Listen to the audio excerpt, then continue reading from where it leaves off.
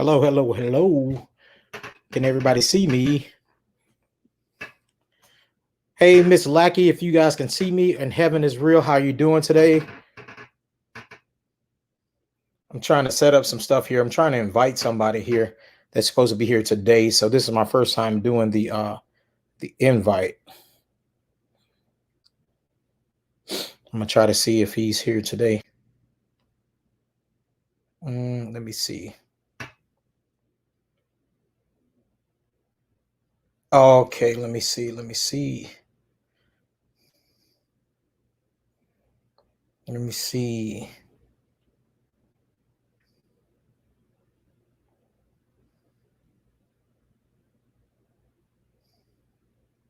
Trying to see if everything is working. I think it is. I think I'm good to go. Trying to see if everything is working. Hello, hello. I see 3 people. Hey, what's up, Eve? How you doing? What's going on? Just relax. How you doing? Welcome to the live. Of course, you know I'm your host, Embracing. Just trying to see how everything's gonna go right quick. I got somebody, the guy that I was actually talking to last weekend. I got him backstage. He's waiting, so I'm gonna go ahead and invite him in a minute. But I was trying to make sure everything was good on our end, dealing with the live stream and everything. So I think everything is good. I'm just making sure. Like I said, if I want to there, just to switch up some stuff. She said, I'm fine. That's good stuff. I see everybody kind of like in right now. Yeah, Miss Eve, I'm with you. Getting ready to enjoy this long weekend, hopefully. Hopefully, everybody have a good weekend. I mean, because some people are kind of able to go places. And I think some people are, still on lockdown in different areas. I know here in Alabama, we can kind of do pretty much what we want to do, as long as we're being safe. So I think that's cool. So hopefully everybody will be able to go out and enjoy themselves. I think we're going to go out for a little bit this weekend, not too far, but just go out a little bit and have a little fun, man. Have a little fun. For you guys that are in here, if you will, please give me a thumbs up if you're in here, because I don't know, you may be in here for like a second and you may leave, but just hit me up with a thumbs up. You see the house rules on the actual the screen there. So you guys are adults, you know exactly, what to do and how to contact people and how to actually build your houses and different things as such. So I just kind of monitor the chat as we go along, but we're adults here. So we go ahead and we do what we got to do. But I'm going to try to, like I said, just set everything up. It's almost, I think about 6 o'clock. We'll get started. Well, everybody's get started. So everybody's good to go. Hey, Pris, how you doing? With your emojis, make sure you look up there on the screen. I think it says you got to limit your emojis to like 2. I really don't deal with emojis, man, on the lives because it's so much junk on YouTube. So if you can just delete any emojis or take them off, because Nightbot, he'll put you in that little thing right there. That's part of the program. He'll put you in timeout, man. I mean, I don't have any control over that thing unless I actually deactivate him, but I don't want him deactivated. So just any emojis, we want to kind of like limit, and that's for everybody in here. So, but other than that, I appreciate the emojis, but YouTube, they don't appreciate all that stuff. I don't even know why they got emojis on here, but they want people to limit their emojis and stuff like that. That's for everybody in the chat. But for me, I appreciate your love, man. Thank you guys for being on here. And like I said, just coming in and doing your thing, man. I'm telling you. Hopefully, we have different people coming in and chat. If you've seen my the actual I don't know what do they call it? I guess the little presentation or whatever. When you actually set everything up, if you've seen it already, you'll see that it. I mean, I want to talk about specific things and all that stuff on here, but Like I said, my friend is backstage. He's on here. He's waiting backstage or whatever. But he was on here last week. A lot of you guys seen his videos, and I want to bring him up on stage this time so he can talk to you guys for yourself. And we were just kind of interact and different things and such. And for the ones that are here, if you don't know him, I want you to kind of like, be able to participate with him and ask him questions and different things and such. Like I said, he's a music artist. He does gospel rap and different things and such. Pertaining to like he does like street evangelism and different things and such. Hey, what's up, Positive? I ain't seen you in a while. You doing all right? It's good to see you again. Thank you for giving me a thumbs up. I'm telling you, I appreciate it. How's the land over there in Dutch? The Dutch land.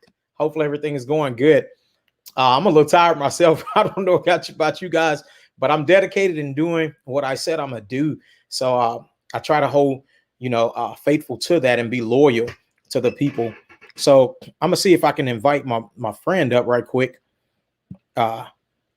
You there, man? I see him. I see the thing, but there he is. Hey, can you hear me? Can you hear me? Hold on. I had the mic on mute. Oh, okay, got it. What's good, man? What's going on with you? Not much, brother. How you doing, man? I'm doing well, man. I know it's probably hot out there in Texas. Actually, now it rained today, so it's been kind of cool the past couple of days. Yeah, we like need a little 60s, 70s. We need a little bit of that over here. Yeah, I was trying to go to the lake today, actually, but I got rained out.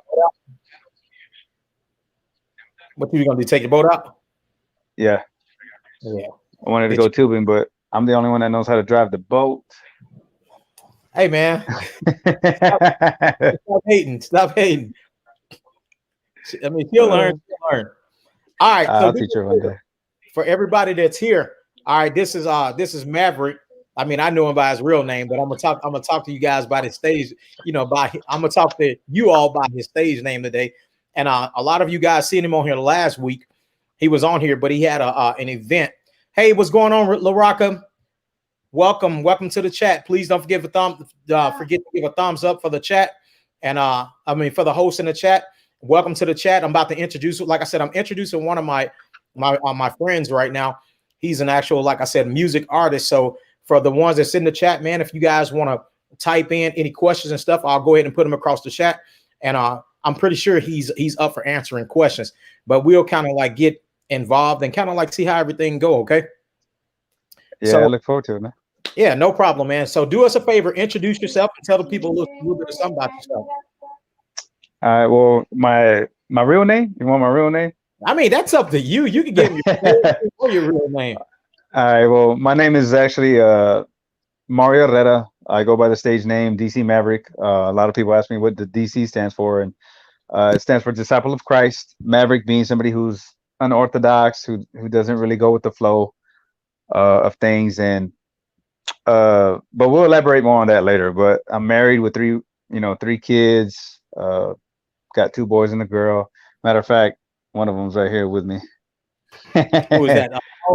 That's Catalea.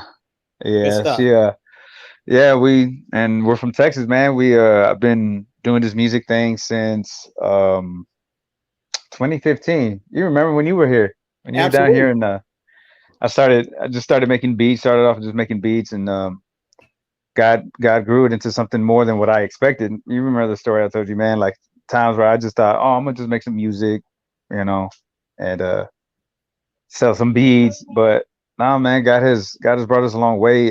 We started doing that 2015, and took me a couple years to get the craft, build my craft, comfortable in the craft where I felt comfortable releasing music and stuff. I'm 34 years old, just had a birthday, so we got to do that. We went to the lake. A little bit, right? Just a little bit. I think I teasing you about getting old. Now I'm like, man, I'm 34, about to hit that big 35. Yeah, prior Army vet myself. A lot of people ask me about, my album, the album cover. You've seen it, right? Psalms of a Soldier, where I have the beret. And when I started doing this thing, I had it in my heart to really kind of, when we talk about the Lord's Army, I had to set my heart to kind of make it militant minded. You know what I mean? But militant minded for Christ. The world's so militant minded about what they do. Yeah, So as you'll see, if people who follow me, people who track me, people who see my music and see the album, and that's going to be a revolving theme for the next few years. Is just that military theme. We're like soldiers in the army of the Lord. So uh, yeah, you'll see me with the military theme style clothing and stuff like that. It's just something that you know proud of my service to the country, but I'm more proud of my service to God. You know what I mean? So absolutely. just I went to college, got my degree, and Yeah, I've just actually, I been. was there for your graduation. So yeah, remember that? Oh yeah, yeah, yeah, yeah. They're in Eagle Pass when we Yep. went to Eagle Pass, Texas. Yeah. So yeah, that's just a little bit of me in a nutshell, bro. Hey, he's a nut in a shell. So nah, Yeah. nah, nah. Yeah, but like I said, like he was just introducing himself, telling you a little bit of little something about himself. I've been knowing his brother for a minute, man. It's been almost, like I said, it's been almost 6 years, man. Because we got out there in 2014, and here it is 2020, man. It's been a minute. Oh yeah. It's Yeah, been a yeah, minute, yeah. man. But God is faithful. I mean, He knows exactly what to do and how to do.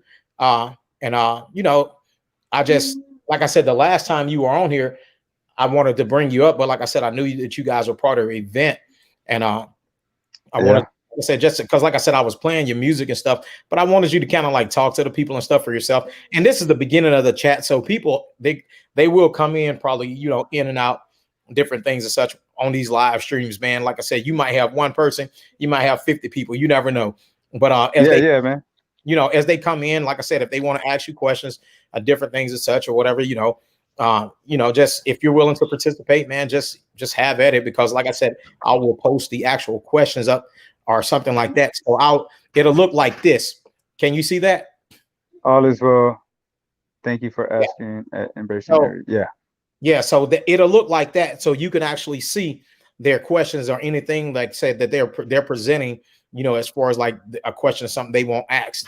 And then, I'll just put it up there like that. Like I said, but how did you get Yeah, man. started? I'm Huh? all for it, bro. No, yeah. I was just saying, yeah, man. I'm here as long as you need me, bro. I don't mind participating. You already know. I'll talk to you for hours on the phone anyway. So it's Oh just yeah, another convo session. You know what I mean? yeah, man, which is good stuff. It's good stuff. Um, so tell how did you get started in your music, man? Where do you feel like you started at, or even previously before you doing the gospel thing, with your music? What did you start? What did you feel like was your start? Man. Well, I started musically. I started playing the drums for a church back in North Carolina, Zebulon, North Carolina, under Mhm. the pastoralship of Needham Stansel. Man, that was basically where. So, how do I say this? So basically, that was where, because we were in Texas, my mom had met her husband, my stepfather, um, and he was actually the one who brought us to Christ, who introduced us to repentance, baptism in Jesus' name, and getting filled with the Holy Spirit, and eventually they moved from Del Rio, Texas, to Lewisburg, Raleigh, Lewisburg, Zebulon, Wake Forest area, back Yeah. and down in Wake County. Mhm. And my stepfather was at that time was real on fire for God. You know what I mean? Real adamant about the gospel, and he spent time going around searching for churches and stuff. And we came across Yeah, keep Pastor talking. Stansel. Keep talking. I'm just turning my fan on. Go ahead. Yeah, I got you. So we started going to church there, and then I had always like I would always get in trouble when I was younger for beating on the desk and making noise and what they called noise. You know what I mean? Not sit there and tap on the desk and stuff like that. Yeah. Yeah. Well, I always got in trouble for that. But there at that church, that's where I started. I just took an interest in playing the drums. Like I was like, man, I really want to learn how to play the drums, and I still keep in touch. Matter of fact, I still keep in touch with them brothers that I first knew. Like we're friends on Facebook now, and uh, but yeah, we started. I took an interest there. Started kind of like I would play a song here and there, or I would practice with them, and we joined the children's choir at that time. Well, it was a choir. You know what I mean? We were young, 12, 13, and Mhm. it was. you know what I mean? It was the youth choir, and I would sit there and I was just involved at that time. I was involved in the church choir, playing the drums. I wouldn't really play like every Sunday or Wednesday. It was like maybe one song and then you would give it back to the drummer, or you would play for offering and then you give the, you know what I mean? Like you would give the Yeah, sticks back to the back to yeah, the real drummer, you know? yeah, And then the years go by, and when that music, man, it was always felt like I had like this beat inside me, man. Like I had this rhythm, this beat inside me that I always had to get out. So, you know, as I'm getting older in school, middle school and stuff like that, I'm getting in trouble for beating on the desk and all that good stuff, right? So then you fast forward, we come back from North Carolina, and then I had tried to do like secular music. I was into the secular music. I just never really took it serious at that time. It was yeah. not really like I would sit there, we would freestyle, we would flow, we would go to, Hello. Now, I don't know what, man. This net is like breaking up. oh, can you hear me? Can you hear me? Yeah, I can hear you now. Okay. Well, what was the last? What'd you catch last? The last thing I caught is when you were saying how they were switching out on drums and different things and such. Oh yeah. So then, so you know, as I get older, you know, I'm going to school and took an interest in band, and I was supposed to be in band, and then as we as I got older, we would I would go to friends' houses and stuff like that. We would freestyle, we would flow. But growing up, I had, it was an outlet. It started as an outlet, not just from church, but then I would start to write. So I went from playing the drums, playing instruments and stuff like that to writing. So then I started writing poetry and writing, you know, because I know eventually I know we'll get into to my youthful years and stuff like that. But I grew up, had some issues growing up, had gotten into some trouble, was a troubled youth and stuff. So it was an outlet for me to start writing and writing down how I felt. Started writing poetry, and I took an interest in poetry and started writing more and more. You know, issues and troubles that came up, and from there it just when I came back from North Carolina to Texas, it was like I would get together with my friends and we would sit there and you know, we throw on a beat and we'd sit there and freestyle to it and flow and write some songs, but we never, it was kind of like a fun thing to do. It wasn't really Yeah, serious. Like, oh, I want to be an artist. I want to be a musician. I want to try to be a rapper, make all this money and this and that. Like, it was like one of those, that's whatever, but it was something fun to do. You know what I mean? Being yeah. a Something youth. to keep you like occupied. Yeah. You know, for as much as I could be occupied. And so then you fast forward and go through my, you know, I don't know how much you want me to elaborate on my testimony, because that gets I mean, kind of deep, but you can elaborate on a testimony. Don't do anything to incriminate yourself. right? No, Yeah, but well, you know, with everything that we had talked about, like you know, things that I've talked to you about, like the drugs, the alcohol, the issues, um, that was really an outlet as a youth, you know what I mean? Like, and then my stepfather then went from serving Christ to kind of not really being there and not being the ideal mentor or father figure, you know what I mean? So I yeah. started going out getting in trouble, and you know, that's where this whole freestyle thing, we would get together with friends and freestyle and flow and write, and then eventually, you know, God delivered me from an addiction, and I Hey, started. hold on 1 second. Hold that thought right there. Hey, Yes, sir. everybody that's coming in, I see Denisha is in the house. I see Judy's in the house. For everybody's coming up in. Hey, I have a special guest here. His name is DC Mavrik. He's an actual a music artist, and what he's doing right now is speaking about his whole situation or whatever, and telling how he came about coming into music and doing the things of the Lord. So for all that you guys that are freshly coming in, this is what we're doing. All right. So just take a look and, you know, and listen, or if you have any questions, just go ahead and chime in. All right, go back to you, man. Yeah, brother. No, but so you know, I had gotten involved in drugs, got delivered from an addiction, and then when this was after the military, right? So I got, you know, went to the army, And I had enough sense in me to realize, hey, I don't want to die in the streets a thug or hustling or doing all this junk. You know what I mean? Like I'd rather do something with my life. And I had graduated and didn't really have anything a plan. You know, I didn't have that. I didn't have anybody to tell me, hey, this is the kind of stuff you need to think about as a teenager. Like you need to think about what you're gonna do when you graduate. What are you gonna career wise? What do you plan on doing? Saving money, finances, all that stuff. You know what I mean? Everyday stuff. Embracing everyday realities. Nobody taught me how to embrace an everyday reality. I'm just saying, shameless plug. But like I went to the army, went to Iraq, came back, and then it was, you know, some issues. I had been gotten married at 19, 12, 15. I got married at 19 in December of '05, right? And then I said, you better get it right on live. my baby's watching too. So I love you, babe. And so I came back, right? But that thing I had, you know, I'm saying all this to go back to the writing portion, right? When I started writing as a teenager, I remember when I was in, I had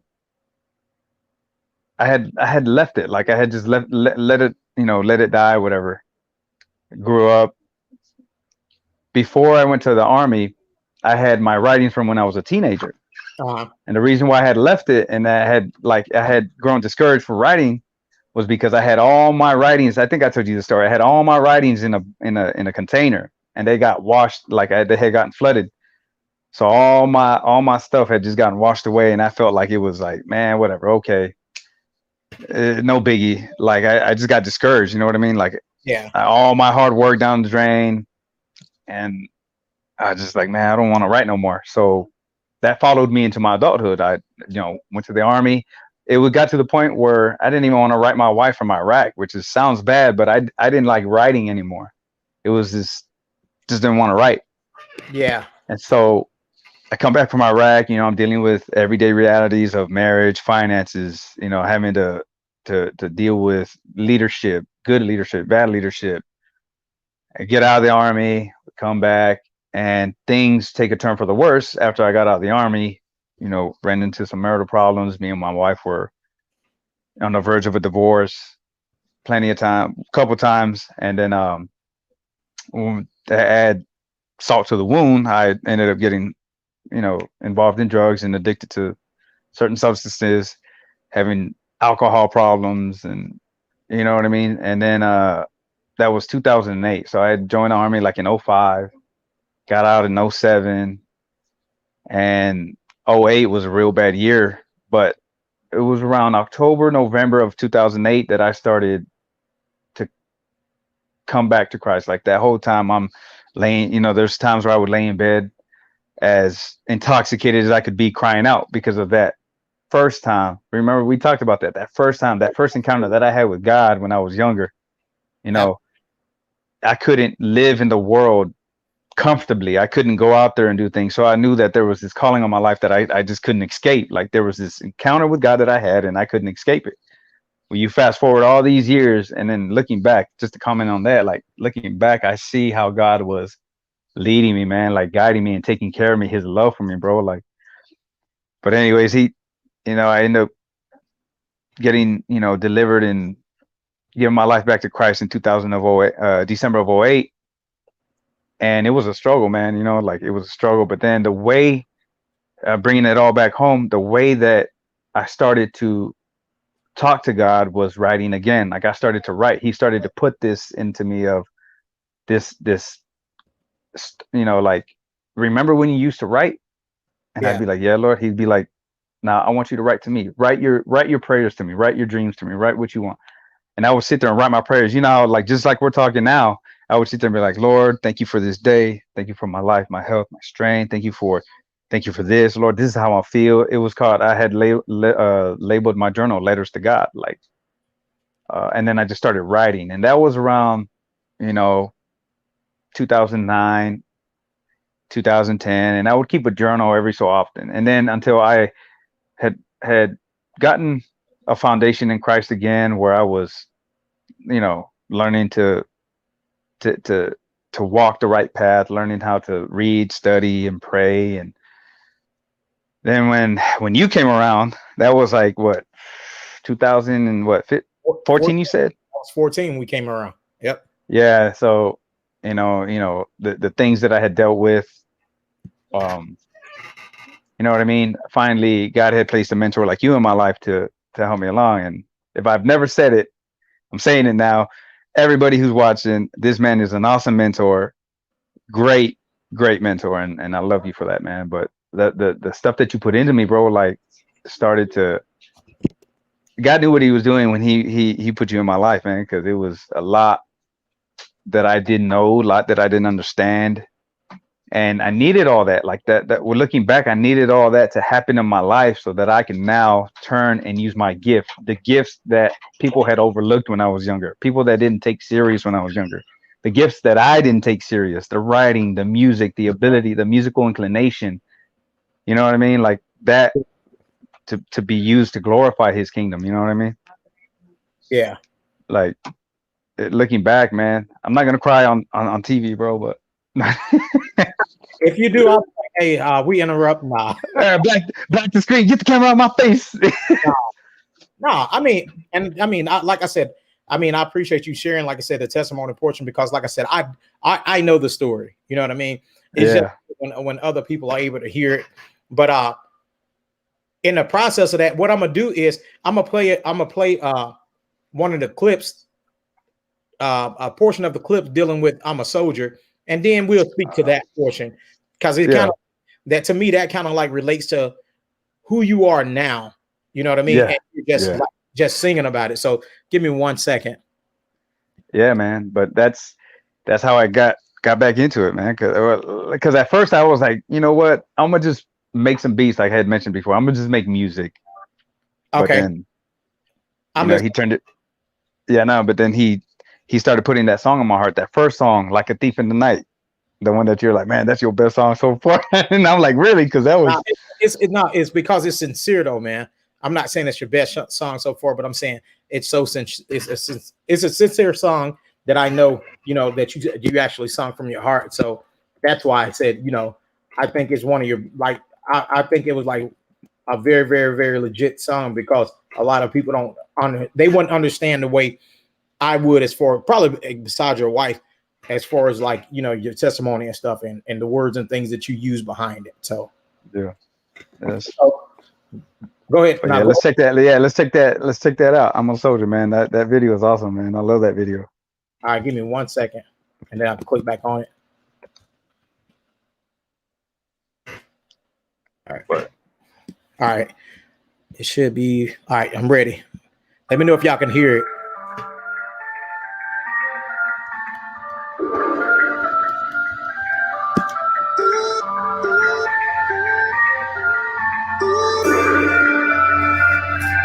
All right, this is the guy that was actually just talking. This is one of his music videos.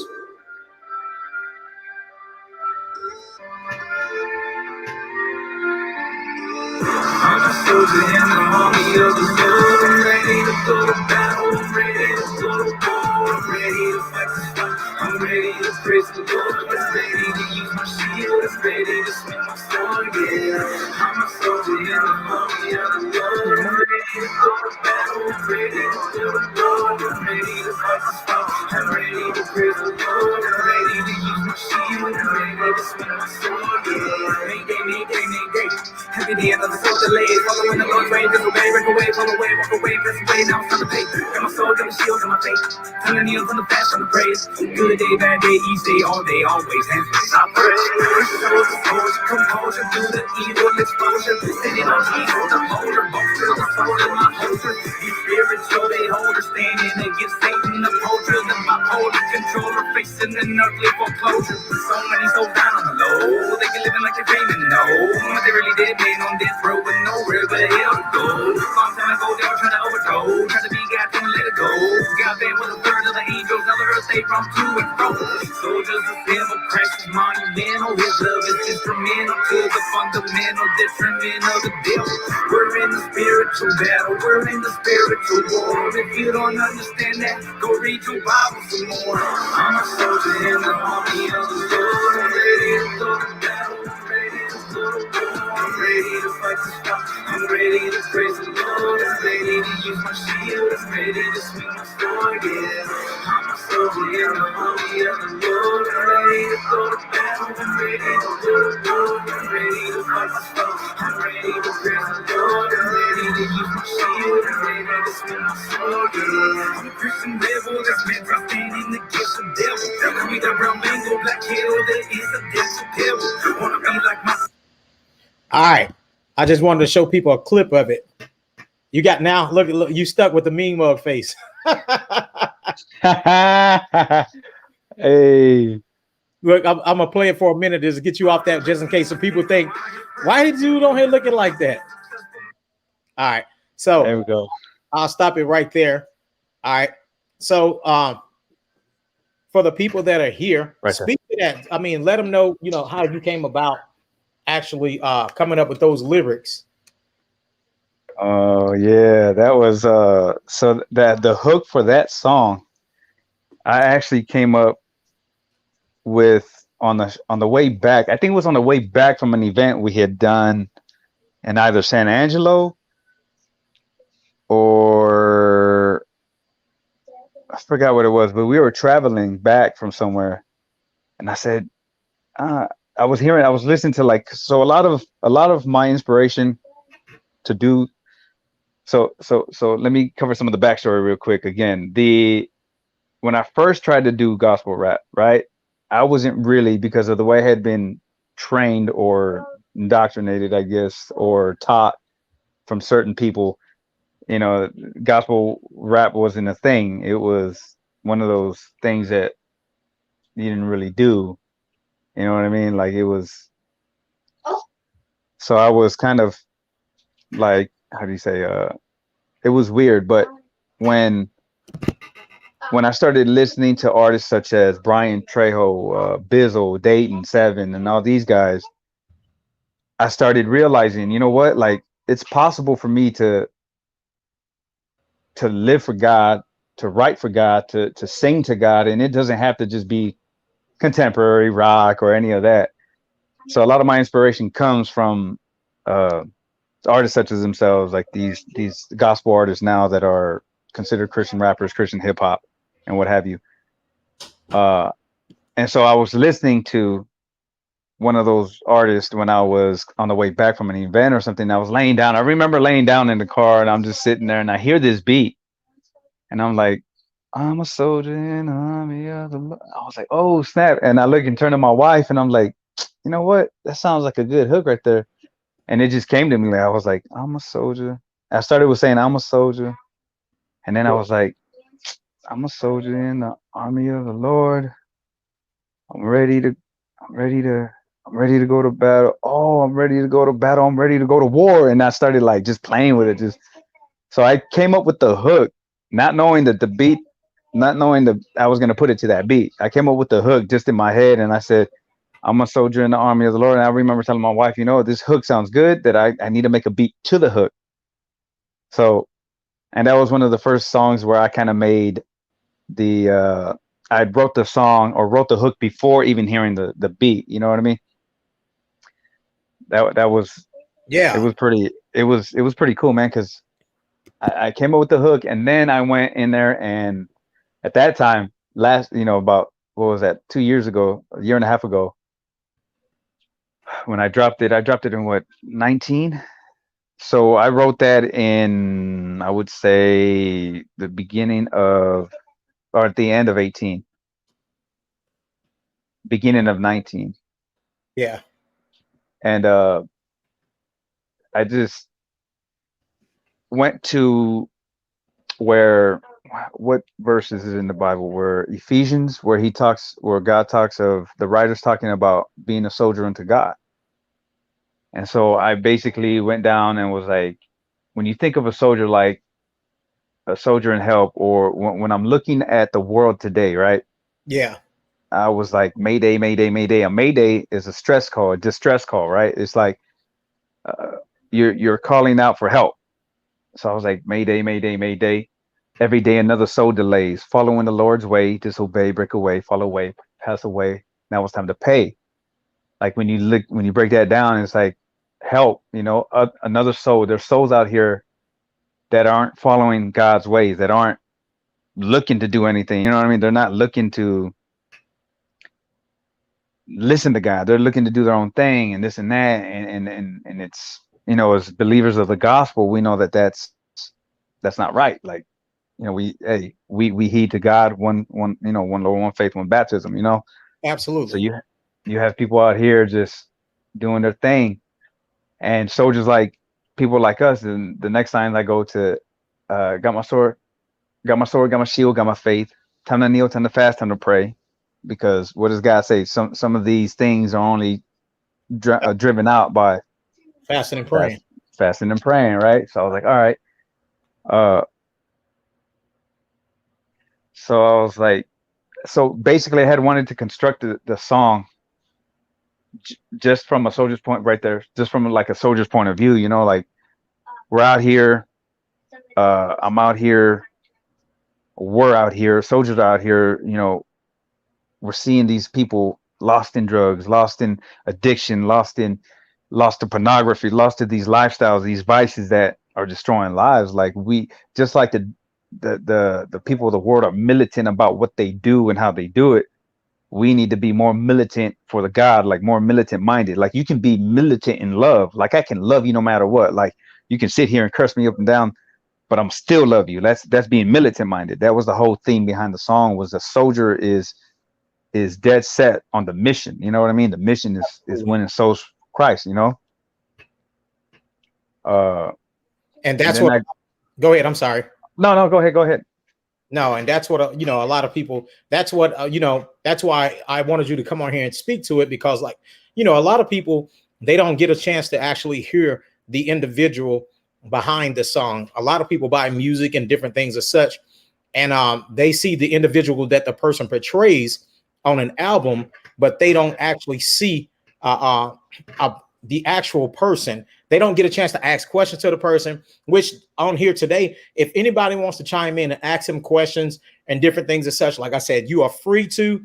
He's here for that. And like I said, we're making it available, and I will post your question up like I have mine up right now. And then, like I said, I just wanted individuals to be able to see a person that's actually producing music and stuff today.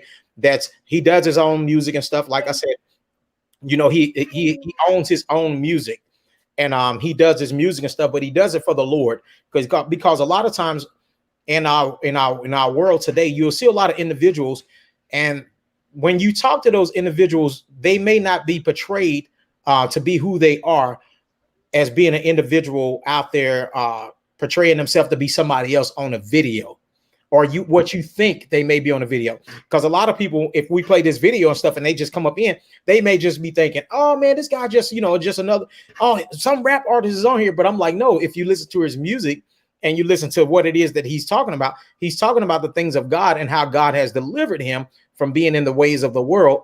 And he's coming out of that lifestyle. And like you said earlier, he's coming out of a lifestyle of, negativity, which was involved in drinking, drugs, and different things as such.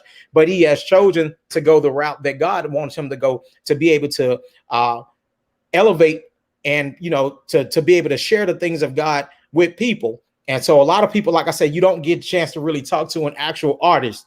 So to be honest with you, you guys right now that are on here, this is a rare opportunity to be able to talk to someone that actually produces music and actually has videos and stuff out and that are available. So this is something good. And like I said, this is something that I wanted to, to be able to introduce to others, to be able to bring them up on a platform and stuff, because you don't get to do this all the time.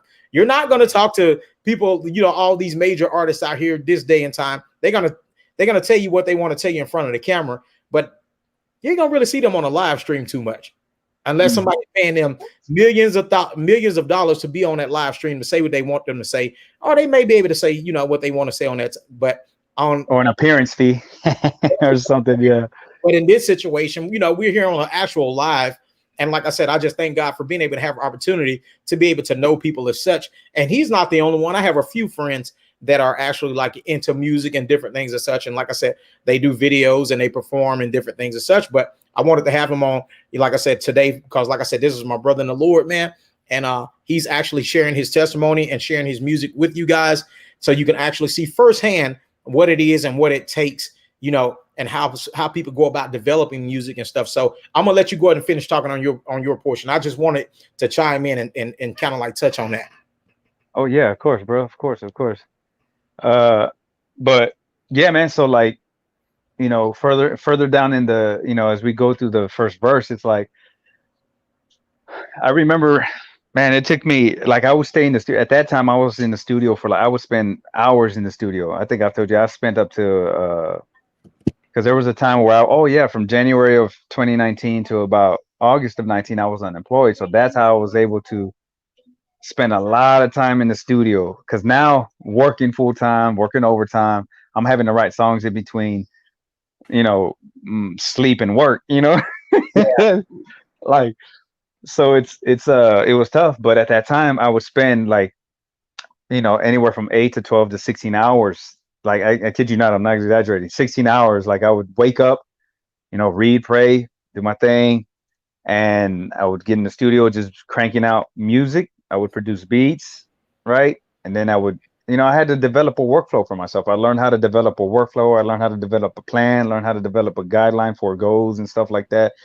You know, I want to get this song done by this day, because it's easy to get lost, you know, and if there's anybody watching that's doing music and has a desire to do this, it's easy to get lost in not setting goals for yourself. Like it's easy to get lost in making the music and spending days or weeks on a particular beat, and you just keep going around in circles and round in circles and not knowing when to stop, not knowing when it sounds good, not knowing when to be okay with your work. Not okay, and I say okay because I'm very overly, you know me, I'm overcritical of my work, but Yeah. I'm very analytical of my, like overly critical of my work. But I had to learn how to step back and take a minute and say, you know what, I can't. And I prayed about that too, to be honest. I actually prayed about that. I was like, Lord, I want to know when this beat sounds good or when this instrumental, like I'm doing this unto you, like help me. You know, like I would talk to him like I'm talking to you, like, Lord, help me with this because I don't know. Like I feel like I could go this route or this route. And that whole album, man, I would every beat, anytime that instrumental was done, because it's all original. Just for those of y'all watching, that first album is called Psalms of a Soldier, like the Book of Psalms of a Soldier, and it's available on YouTube. It's available on Spotify. It's distributed and all that, copyrighted, but it's all original. I produced the beats and I wrote the songs to it. But my point is, when every beat, it was like this. God would say, "Okay, that's it. This is good. It's okay. This is how it should sound. How it should sound." And I was like, okay. And then I would start writing. And then it was like now I get to the point where I can make an instrumental, and it's like, okay, what do you think, Lord? Or what do you think? What's going on? What sounds good? You know what I mean? Like I literally have that conversation with myself, with God, with my wife, and I get input, and I'll be like, nah, you know what? It's like now I know more or less how this beat should sound. But you know, when you go further down in the first verse, it's talking about Christian soldiers. So I'm addressing us. Now I'm addressing us as soldiers, like those people who believe, that are believers in Christ. You know, I go, Christian soldiers, hold your composure through the evil exposure, because me and you both know, like, when we're out here in this world, you got people who don't like us, people who are gonna hate us, who are gonna hate you just because of who you are, the color of your skin, the how you look, your name, whatever the case may be. You know, people are gonna hate us. Like there's so much evil nowadays, man, that you know, you have all these secular artists producing this music that is just it condones the violence, it condones the rape culture, it condones the racism, it condones all these drugs, the alcohol, the abuse of men, women, and children. You know what I mean? Yes. There's so much evil out there, bro. So I go further to say, standing on Jesus the bolster the sword in my holster. And what you know, for those of us out there, what is considered the sword? The word of God. The word of God, right? So I was like, all right, cool. And you know, I was talking about bolster the sword in my holster. You know, like, hey, this is what I keep on me daily, like my word, Lord, like your word, you're the word, right? So, like, you know, help me and put that word more in me so that I can be ready that I can be ready to pull it out. Like, you know, how we, you know, when we're in the military, we're ready to shoot, right? Physically, but as Yeah, we know that this, yeah, right. So we know that this is a spiritual war. I need to be ready to pull that word out. Like it's metaphorical, you know what I mean? Or symbolic. I go on further to say, be spiritual beholder standing against Satan the poacher, the bipolar controller facing an earthly foreclosure. So many souls dying on the low. They be living like they're freemen though. And see, that's the sad thing too, man. Like there's a lot of people who don't realize that they're stuck in the lifestyle. Like there's so many souls dying out there with Christ that it's sad. Like it really is sad. And I remember going to one of my first Christian concerts a couple years ago. It was a Brian Trejo concert. And I remember, I think I told you about this. I remember standing out there and seeing all these people, right? Just seeing people so hungry and so they're so hungry for something, for answers, for something more than what the life that they're living. You know what I mean? There's people out there yeah, dealing with, you know, dealing with the issues like the you know, men and women who may have been sexually assaulted or hooked on drugs or hooked on alcohol and have a drinking problems, have drug problems, have even addicted to pornography or sex and all that stuff that can just destroy relationships and destroy lives. And I'm like, man, like there's so many people out here, like there's so much evil and hate and out here that, and like we got that. I gotta take a stand. You know what I mean? We gotta take a stand. We gotta be about the Father's business, man. yeah. I mean, you know, and at the end of the day, that's what a lot of people don't understand is that, you know, it's like I said, but a lot of people when they see things pertaining to music and different things as such or whatever, a lot of people, the only thing that they see is they see a lot of people out here, you know, doing things, and how would I say it? They think that you know that's a say all be all. I think I lost connection with him. Did I lose connection? Hold on a minute. Let me. Did you hit the? I think you hit the button, bro. I think you timed yourself out. Okay, you're back in. Hold on 1 minute. What did you time? Did you knock yourself out? Yeah, I did. My bad. Oh, okay, because I'm like, man, where did he go? All right. Poof. Yeah, But yeah, no, what were you saying? I heard you saying a lot of people don't realize what. A lot of people don't understand, like when it's dealing with music and stuff. A lot of people don't understand that. I did a video recently dealing with the whole like situation, dealing with certain people out here and secular artists and different things as such. And I told people, you know, to me, I don't think everything is good to listen to music wise. And the reason why is because there's so many subliminal messages in music. And so, especially for young people, a lot of young people are they're driven by things that people present and they actually do and say, like on videos. Say, for instance, this day and time, a lot of people, they're always talking about shooting people or, you know, sexual exposure and different things as such. So you got a lot of young men and a lot of young women. I'll just be honest. I'm gonna say it like this. They're ignorant. They're very ignorant. And I'm not saying anything negative, but I'm saying they're ignorant because it's exactly what it is. They lack knowledge. They don't understand what it is that, you know, that they're listening to. So they listen to these people hype them up, and they go out and they try their best to live like these people. They try to be like these people, and they go out here, and the next thing you know, you read about a young person who's been shot to death, all because of something that he actually seen on a video or something, or he's trying to live this life, you know, or portray himself to be like somebody else. That in all actuality, these people are not living reality, man. These people don't even own half of the stuff that you see on the video. Right. They rent this stuff. They rent these venues and different things as such. And these people turn around and they can't decipher between the truth. And like I said, excuse me, especially our younger generation. The younger generation are the ones that are being deceived, and they are the ones that are going out reaching for a lifestyle that's not even obtainable. And so I'll say it like this. When it comes down to it, I'm gonna say it like this, and I'm gonna be 100% honest. You don't see a lot of people that don't look like us that are actually buying into these music and different things as such. The whole minority community is buying into this stuff, and they don't understand that they're only paying you to talk about your women, to degrade your women. They're only paying you to saying that, you know, to say drugs are okay. They're only paying you to say that you will blow each other's brains out. They are saying all of this stuff and negative stuff and different things as such.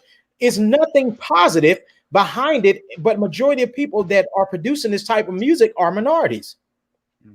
So, but here it is that you're quote unquote called on a minority, and all of a sudden, you know, you come and the Lord start dealing with you, and you start producing music that's edifying to do the things of God. But guess what? People don't really want to give you any play, because they know that the message is positive. So they'll say, "Well, okay, well, who really wants to hear that God stuff?" But yet, and still, they want it. They'll play everything out here, talking about somebody shooting somebody, the new gun that they got, you know, how they robbed somebody, how they touched this young woman without her consent, you know, how, you know, forget the police, but they don't say forget the police, you know, they say all of these things, you know, against individuals that are actually trying to portray the good, and they are settling for the evil and things that are fake. And that's why I say, you know, it's good to have somebody that's actually living their life and that's actually, you know, producing music that's glorifying God, because, man, these people don't, the worldly, the crazy stuff that we see, quote unquote, is called music. I don't call it music. You know, I call it more like magic. It's more like, it's like magic. It's kind of like you're casting a spell on these young people and they don't even know it. And they're out here, they listen to that junk. And the next thing you know, they're out here trying to live that crazy life. And once it's all said and done, you know, they'll say like, I didn't know what I was doing. And sometimes I believe they might be right. They probably don't know what they were doing because they were up under some type of, you know, demonic type stuff, man. But yeah, I always try to portray what's positive and good to the generation that's up and coming, man, because it's a dangerous thing. And like I said, I think they need to hear people. I think they need to hear a different side of the story. They don't need to hear just one side of the story. And at the end of the day, you know, I'll say it like this, my famous quote to you, my brother. You're an adult. You do what you can afford. You know what I mean? No. You say how you tell me. You a grown man. Do what you do. But see, I can't really say a grown man because a lot of times the children are listening to this music. So yeah, for the adults, you can listen to what you want to listen to. You're grown. That's your choice. But for the children, I kind of, you know, I have a soft spot in my heart for the children because I don't want them to be out here being deceived. And then the next thing you know, their life is tarnished behind you know, their actions. So yeah, I feel you, man, because man, had I like, that's why I like Positive's comments. She said magical demonic madness, and I agree with that 100%. Oh yeah. Oh, and by the way, I saw she asked what the name of the YouTube channel is. It's Mavrik.music. That's the name of the channel. Oh, I said DC Mavrik. I don't know if she found it or not. She might have. I found it on the DC Mavrik. Yeah, but the name of the channel to subscribe to is Mavrik.musik. Okay, I'm gonna put it out there. Yeah, just in case, that way they're not searching all over. Okay. Well, I'm starting to get more in the algorithm, I guess. Like people are able to search my stuff now. It's Mavrik.music, right? Yeah, Mavrik.music, Mavrik.musik, and that's on YouTube. That's on Instagram, and the artist name is DC Mavrik. Okay, so right here, right, his YouTube channel is Mavrik.music. With a K, MUSIK. Oh, okay, my bad. Let me see, can I fix that? Yeah, but man, it's crazy, man. Just Chris. But like, even when I first started doing this, and we went to an event or two, I think my wife told you about it. Me and her told you, where she sat down and actually was like, because you know, anybody who wants to do gospel hip hop, gospel rap, gospel music, people aren't really going to like you don't expect some record deal. Don't expect to be played on the radio like these secular artists. Like it's kind of one of those. It's ministry. You know what I mean? It's ministry minded. It's ministry over business. Like Right. there's a business aspect to it because you still have to do, like I had mentioned earlier, copyrights, registration, distribution. You got to know to get royalties and that aspect of it. You know what I mean? But Yeah. like I'm an independent label in essence. Maverick Music is the label, so proprietorship as a label right now. Um, and eventually, I would like to get to where I can get my LLC and Like if you get an LLC, even like I said, and it belong. I mean, it's nobody else can take that actual name. right. Right. So I would like to get that, eventually then become, have other artists that because I love working with other artists, man. Like I love taking somebody who I can hear. So like when I hear somebody sing, I can just hear. I did it with John B. Right, John Yeah. B. Houston. When I heard him sing, I said, "Man, I gotta talk to this guy, and I gotta see like he." And then when I saw him sing in church, and that he was going to church, and he was a believer, I was like, "All right, cool." I got with him, and eventually, man, that's where I know. Eventually, we'll probably get to one of those songs where "Thank You" came, and he's even on some of the new songs on the new album that's coming out. Right. Man, I just love working with other artists. So what I'm getting to is I would love to like expand Maverick Music. Like I'm basically an independent label because I handle my own distribution, I handle my own logos, I handle my own production. My wife helps me with media, filming, and editing, and it's it's a lot of work, man. But like if somebody were, let's say, Capital, they of course, now you have, and see that's cool too. I think that's pretty cool because a lot of these record labels now, and then you have Christian record labels too. But Yeah. like you have a lot of the secular record labels like Capital, Sony, which have Christian departments now for Christian music, Which and is they're starting. Yeah, so which is cool, but I didn't even know that. I didn't really know about that when I started doing this music. So it wasn't like my intention or my mindset was to be like, I want to be some hip hop artist with a record label. I mean, with a record deal, like I didn't think gospel artists got record deals through the secular record labels. You see what I mean? yeah. I thought it was some independent organization. Like, when you hear of Dr. Dre, Eminem, or whatever, they have their own record label. You have Sony, you have Capitol, you have Universal. And I thought, okay, well, I'm never going to get a record deal with any of those guys because I don't do the type of music that they promote or that they distribute. But Absolutely.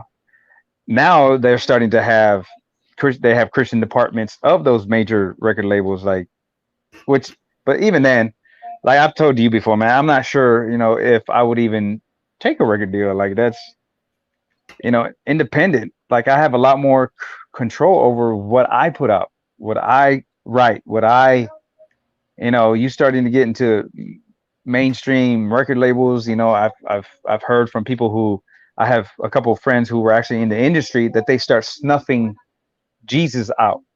Oh, you have too much Jesus in it. You have too much God in it. You have too much this in it. Nah, that's And crazy, man. it's like, nah, man. So it comes with the territory, and it comes with the fact that at the end of the day, I'm doing this in ministry for God. And yes, there's two sides of the coin, but the side that is more important is the ministry side of it. Like there's business. I will end up, having. I actually, this is exclusive information, but now I actually have a clothing line that we starting to. I saw that also. Yep. And I was gonna Yeah, keep asking on that.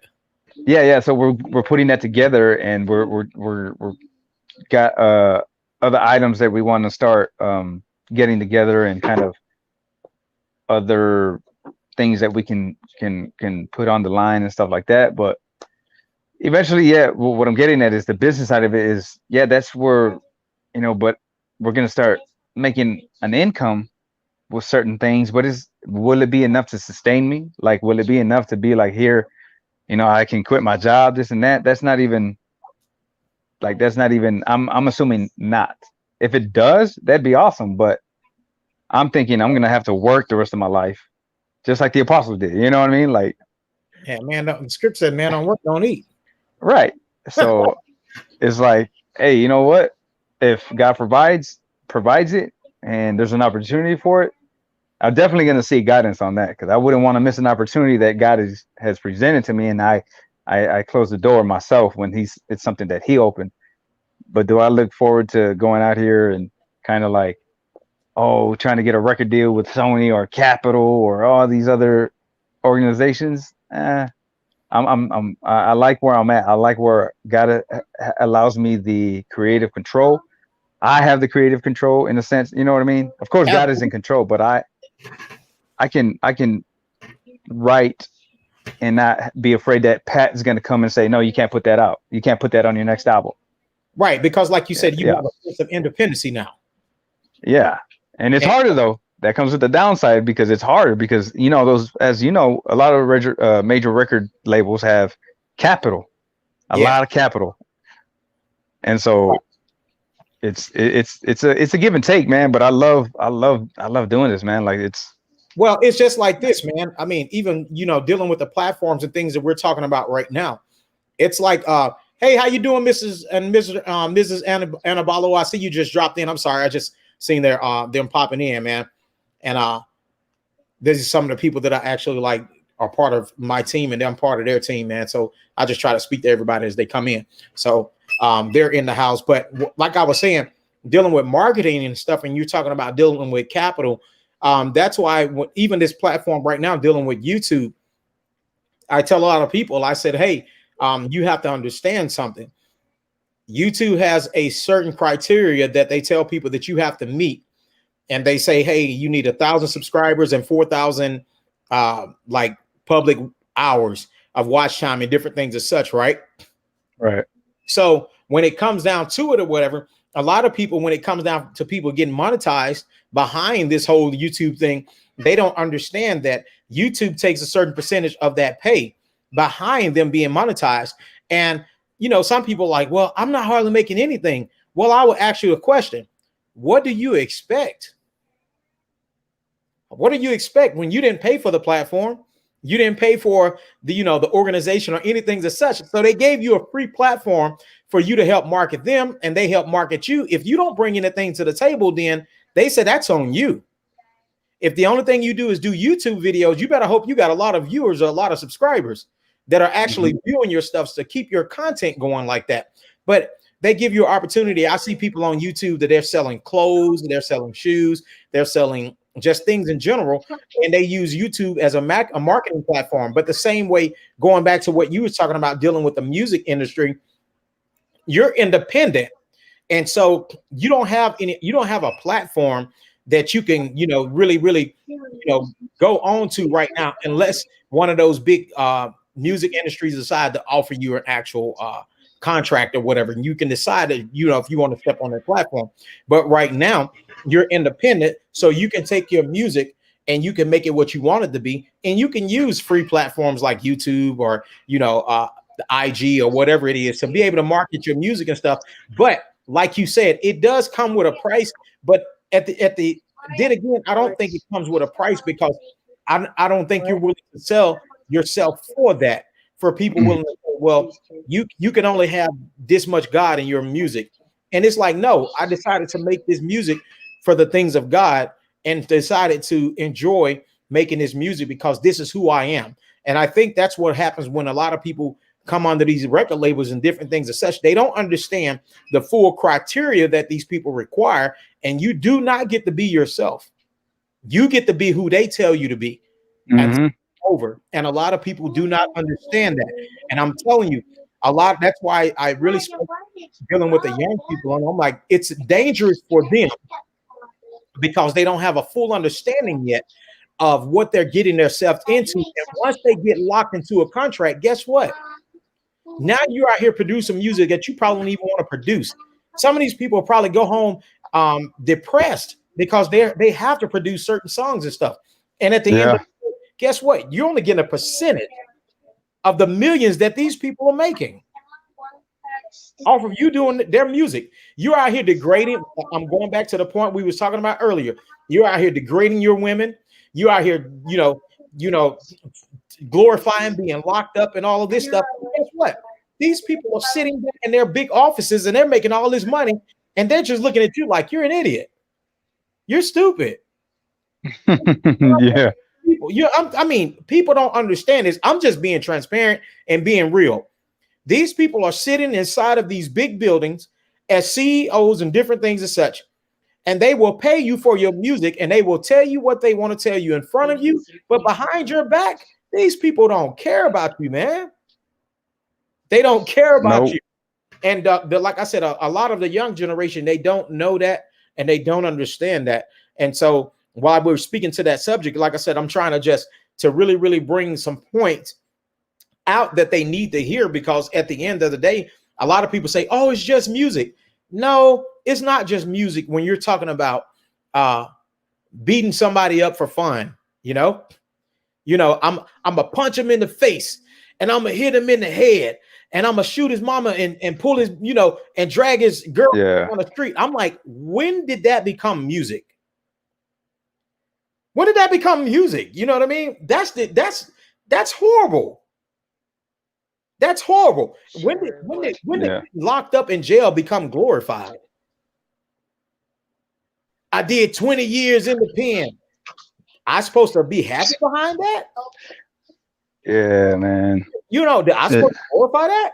No, I'm not glorifying that mess.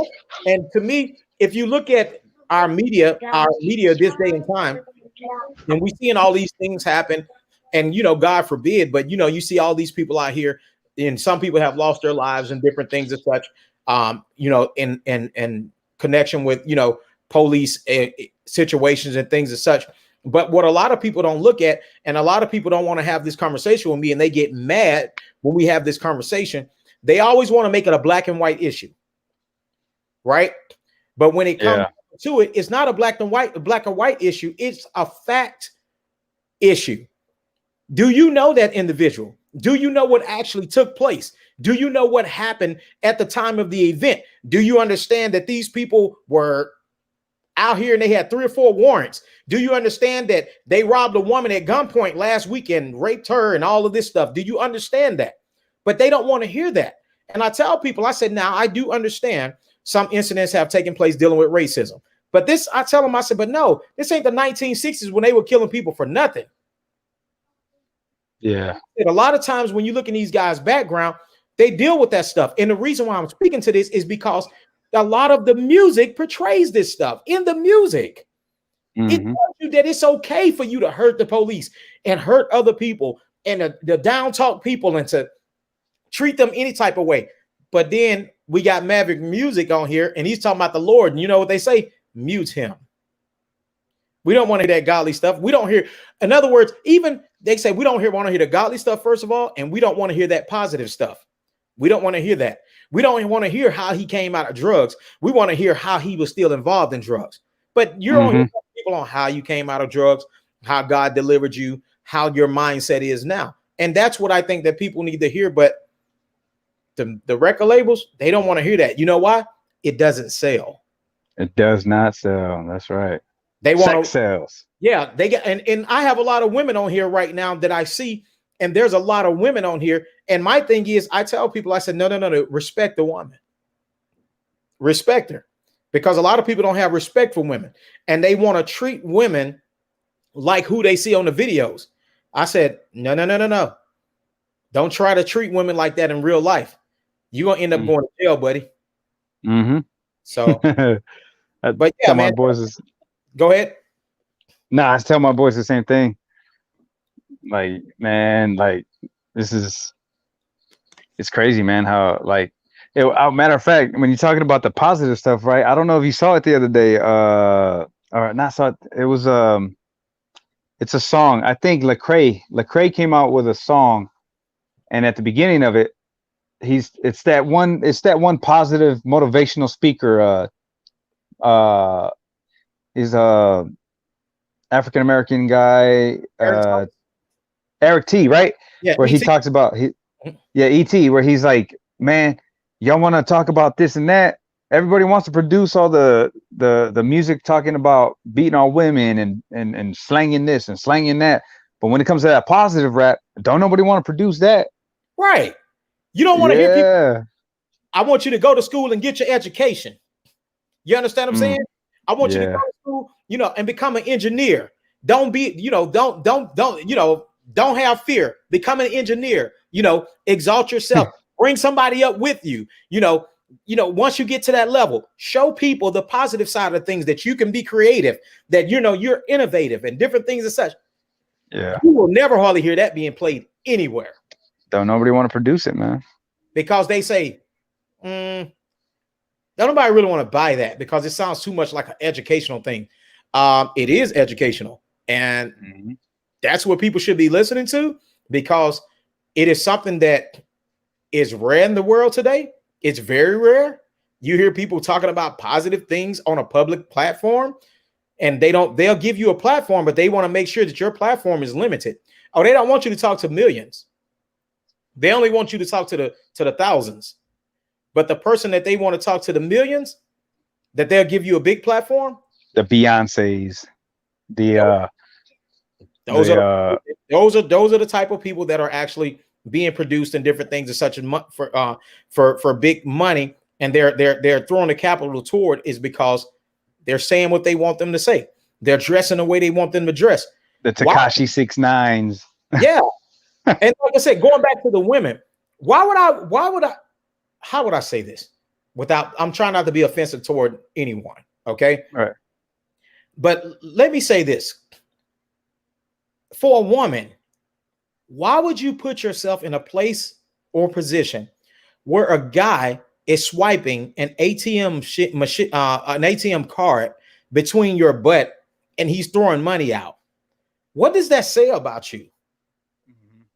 What does that say about you? That, you know how that makes you look? The Cardi B's. Oh my goodness. To me, that's disgusting. But then once you come off of the scene and a man sees you out here in the street and he calls you out for doing that, now you want to get offended. But you said, I was just making a video for money. Are you crazy? Portraying these things, yeah. Yeah. So my thing is, I'm like, for the women, no. Know who you are. Understand your worth. For the men, the same thing. Understand your worth. Know who you are, you know? And you know, speak positive things about yourself and about the generations to come, man. Speak life. Yeah, speak life. But you know, I look at it like, you know, on if I was doing a live and I was talking about all the pranks and just going out here doing stupid stuff and you know, talking degrading women and stuff, I have probably 300 people in here. Yeah, do that. Yeah. But you know, probably people, I said, I don't care. I don't care, because every time I do a live message or every time I speak on YouTube and use my platform, I'm always trying to speak about something positive. I want people to see, like I said, pertaining to my name, it's embracing everyday realities. I want people to see normal individuals that are living a actual positive life, that are caring for the families. And I'll say it like this.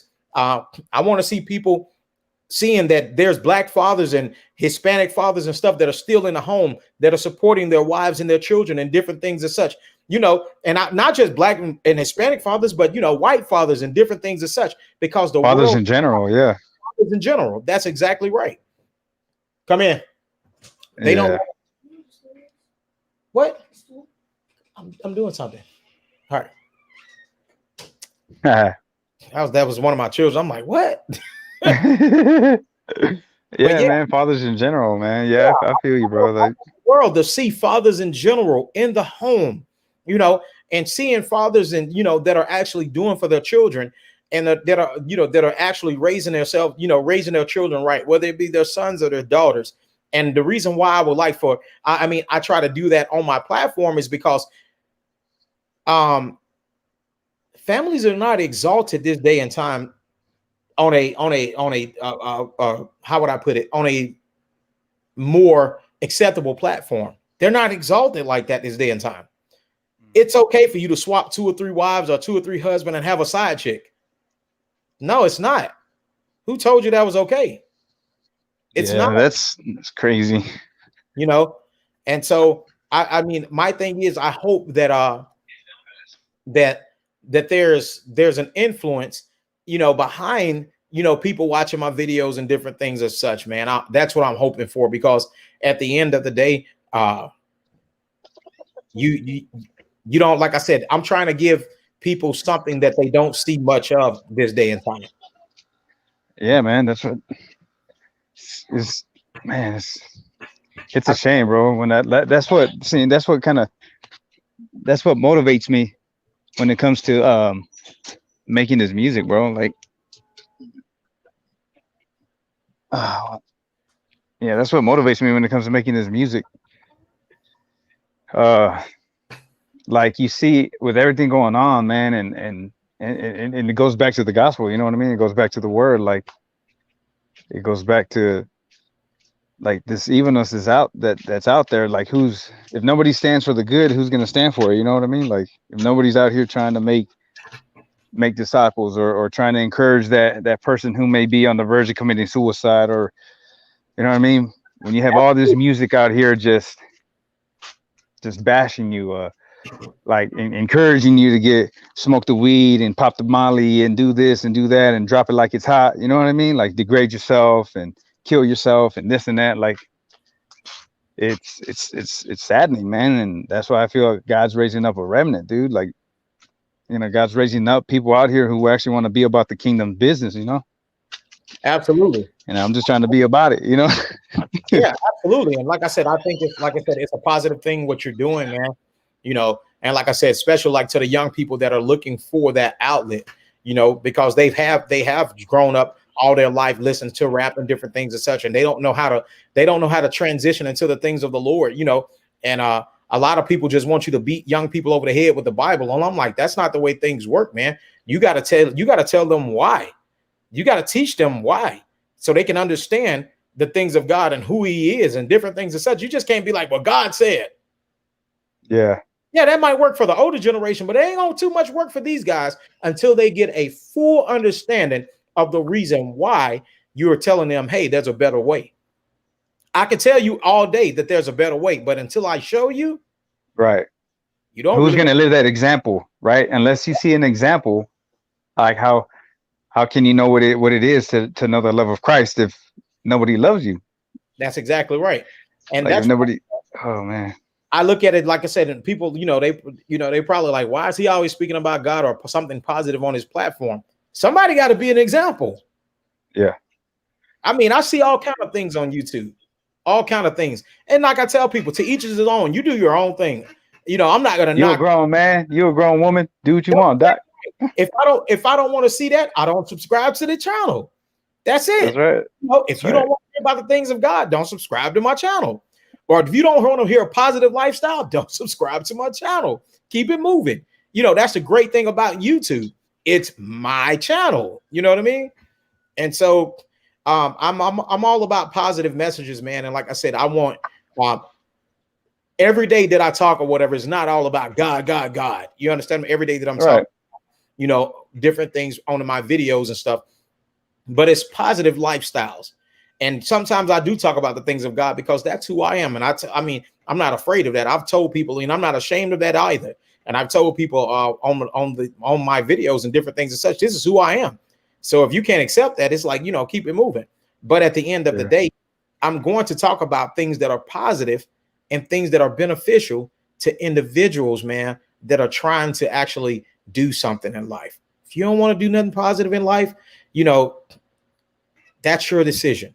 But at the end of the day, I want you to have the opportunity to be able to say, you know what, he did say there's another way, or there's a better way. He did try to tell me about going to school and being something in life. You know what I mean? So yeah, man.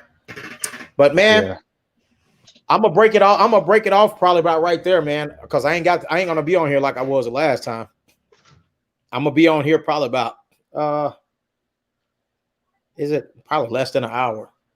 Like I said, I mean, I'm splitting up the time because StreamYard only give you 20 free hours a month. So I'm gonna do 2.5 hours, I think, today, and then I'm gonna do 2.5 like I do that live stream on Mondays. It's called Prayer and Coffee, where it's just like a little silent live stream type thing where people will come up in and they can interact with other people they want to pertaining to the things of scripture. But I tell them, I said, hey, during that time that I set aside for prayer and coffee, for just, for people that want to just sit there, and read their Bible or whatever, want to be on YouTube, maybe see somebody and discuss scripture or something like that, they could come in and do that. Because I just tell them, I said, hey, no other crazy topics, YouTube topics right now, whatever. This is a time for people to actually come up in and maybe have a prayer request or, talk to somebody about a scripture or whatever. Say, hey, what do you think about this? I was reading this, what do you think? And they can chat among one another for like a few hours, you know what I mean?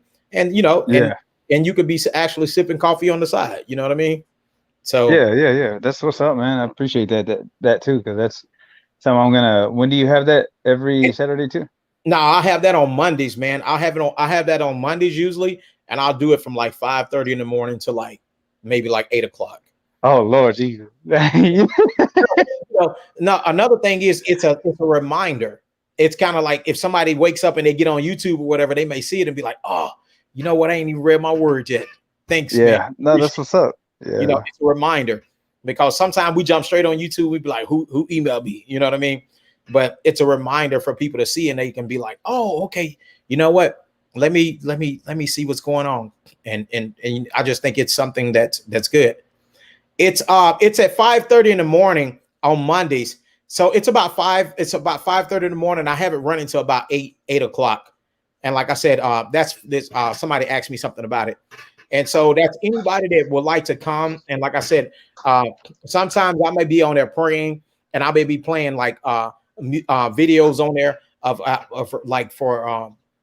I got a video on here recently that I recorded our pastor when he was finishing up a service and stuff. So you can hear people. It's actually kind of like soft music and people being, influential as far as like, or inspirational with the word of God. And they're talking about the different situations and stuff.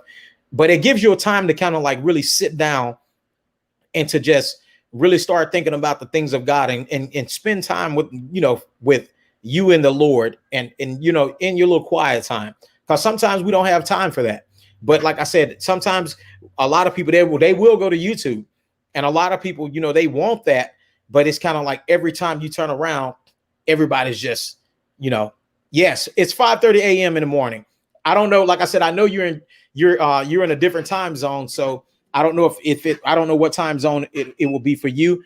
But like I said, it's something that the Lord put on my heart, and I want to make it available to people that will be able to participate in it. And like I said, you may hear me there praying in the morning with the music and stuff going in the background. And then, you may hear a message being played and something. But I just want to give people an opportunity to be able to have somewhere to go where they can actually sit down and refresh themselves before they start their day. Because so if I catch you at 5:30 in the morning, unless you go to work at like 4 o'clock or 3:30, if I catch you at like 5:30 in the morning, it may be before you get going on a day, and just, give you a reminder saying, God, thank you for waking me up this morning. Help me, throughout the day, and help me to have a mind to be able to tackle this day. Because, sometimes we go out that day, you don't know what's coming. You don't know, especially when you get to a job, Yeah, right. So, I mean, but yeah, they got me working 12s next week, man. 12-hour shifts next week. So, well, what time are you starting in the morning? 12 to 12. 12 in the afternoon to 12 at night. Yeah. Oh, okay. Well, I mean, it'll still be rolling. So, yeah, I'll check it out though, man. That's awesome. Like I miss our talks, man. But yeah, I know. I just seen something from Positives. Yeah, I'm positive if you could be there. Like I said, that'll be great.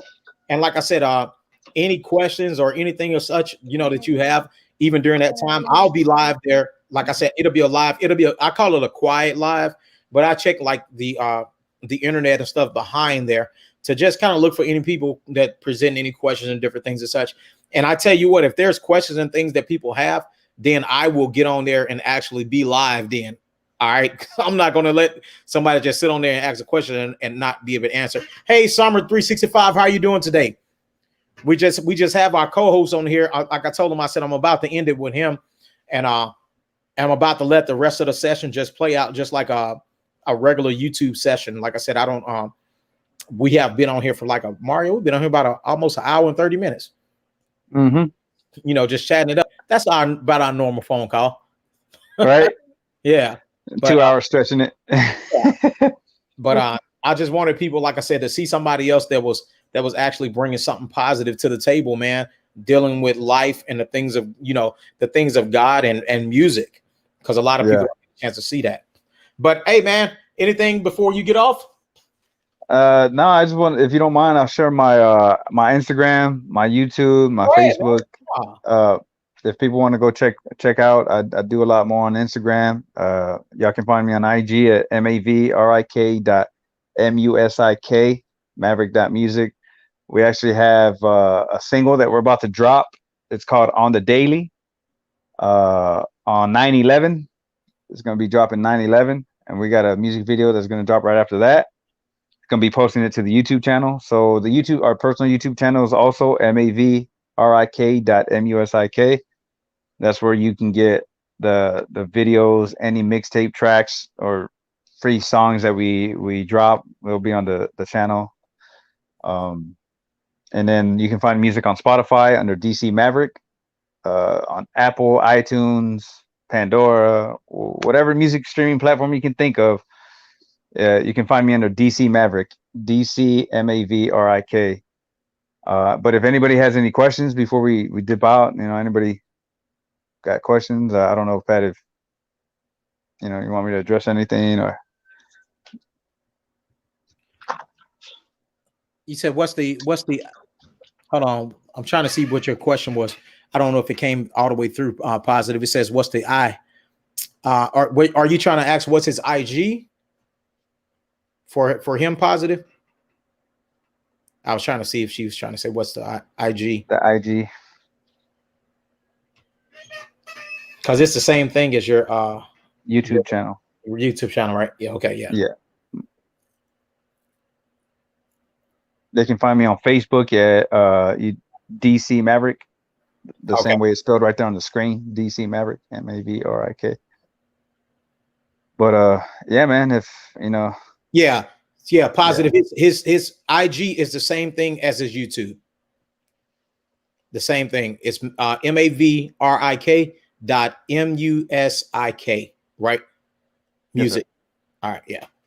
Just wanted to make sure we get it right, man, because people ask me. So yeah, and we got just to let the people who are watching too, we got a EP that I'm working on. I got about 3 more songs before the project's finished.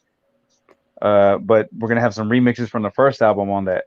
So you know how you're playing I'm a Soldier? I'm gonna have a remix to that with Brother Charles from Florida. Pastor Charles. Yes. He killed it. So Pastor Charles is an outstanding individual, man. Love that. Yeah. Brother. So yeah, man. Stay tuned, man. We got content on the way. New music on the way. I'm gonna have 2 EPs. One dropping by the end of this year, or the next, probably by November, Lord willing. And then I'm gonna drop one next, let's say winter, springtime. So that's good stuff.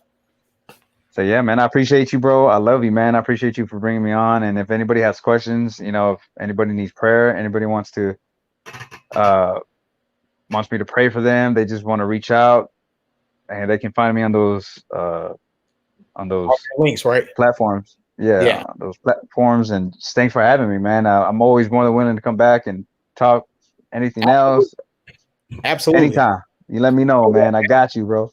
Yeah, man. Like I said, in the future, man, if the Lord will, I think on the next one, like I said, I'm just kind of like slowly introducing everybody. And the next one, like I said, maybe we could bring Charles on with it if the Lord will. Yeah. Just bring that would be dope. Yeah, now that's gonna be my thing is we probably won't have too many people on the show for that session, because tell them. Yeah, that's gonna be really detailed, really detailed session with I mean, that session we won't be just talking about music, we'll be talking about music and really the things of the Lord and the Bible and different things, etc. Like I said, I don't know how many people really want to jump into that, but we're gonna be on here. So so we'll be on here. And we'll really be getting, into positive, like positive content, man, that will actually like be able to things that will be able to benefit individuals, man. And trying to, like I said, especially and trying to keep the young people especially going, man, because it's something that needs to be done, man. Needs to be done. That's So what's up, man. But thanks again, man. I just want to say thanks again. Appreciate you and I love you, man. And no problem, man. I'm gonna do this. Wife, go ahead. no, I was gonna say tell wifey and the kids I said hi. I will, man, once I get out this room. In this guest bedroom, man, and I'm just kind of like, I mean, doing a live, man, it's some people be on here like 10 hours. I was like, no way in the world. I give you about 2.5 hours, that's it. So yeah, I know, right? You got 2.5 max. Yeah, I'm like, so when it hits that point, I'm like, look, thank you for stopping by. God bless. Y'all have a good night. You know, peace. And I'm out, you know. Yeah. But all right, man. Thanks for stopping by, man. Like I said, once again, man, we love you guys.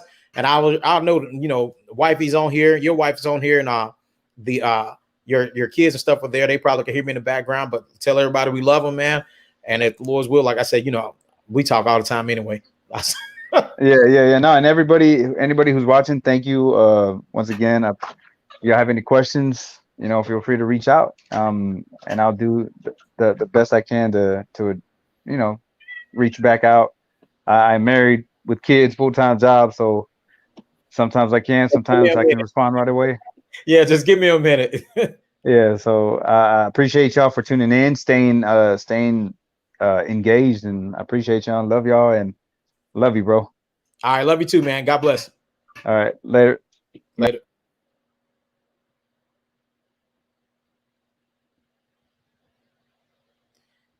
All right, let me see. We're back to our YouTube thing now. He's, like I said, I don't know if he's still listening and stuff, but that's, like I said, that's one of my brothers from Texas, man. Thank God for him actually being available and being able to participate in the live. That's a positive things. And I appreciate all the input, man. And like I said, positive. Thank you for being here, for just being very, very participative and just, you know, in the live, and for the other ones that have come through. I don't want to all the time just do these like the lives that are just, I don't know, just, I mean, I know we do the whole YouTube thing, but I want to bring about people that people can see, you know, it's just not a name for me. It is actually, it's actually embracing everyday realities. It's actually something that I do. All right. It's not something that I just do for YouTube. The videos and things that you all see me shoot, you see a portion of my life, and you see things that I do on here dealing with YouTube. So when it comes down to it, I need for you guys to understand, like I said, that it's not just a name for me, but it's an actual lifestyle. It's when I say embracing everyday realities, like I said, not just me, myself, but I know it's a lot of other people out there doing the same thing. They're embracing these realities. We're dealing with things like jobs, school, and that's something that I want to talk about on here today before we actually go out. You know, I want to ask everybody that's attending here, what keeps you going on a daily basis? What keeps you going? What keeps you going back to the job? What keeps you going doing your YouTube thing? What keeps you motivated to, you know, continue with your family and different things and such? And so in other words, I wrap this up and say, what keeps you embracing everyday realities every time you wake up in the morning? What keeps you going, and what keeps, you know, that energy that you need, be, you know, to portray, not just to portray, but to be able to utilize and to say, you know, I got to muster up enough energy to be able to, and, you know, and enough strength to be able to go forth today and to be able to do those things. What keeps you doing that? And for me, as you heard us talking about, it's the things of God, and it's the things of, you know, for my family. I don't want to just, you know, leave this world when it come down to it. Everybody here. Yeah, we're still on a live positive. I got about, I'm going to get off here at 2 hours and 15 minutes. That'll be 2 hours and 30 minutes for me. It'll be 2 hours. It's 8:15. I mean, it'll be 2 hours and 30 minutes for me. And then I'll cut it. Cause like I said, YouTube only gives you a 2.5. They give you 20 free hours. So I'm splitting it up in 2.5 increments. So I can actually like utilize that 20 hours throughout the month. Excuse me. But like I was saying, what keeps me going is not the money and different things as such on a job and stuff. Well, that is a portion of it on the job. But at the end of the day or whatever, I have children.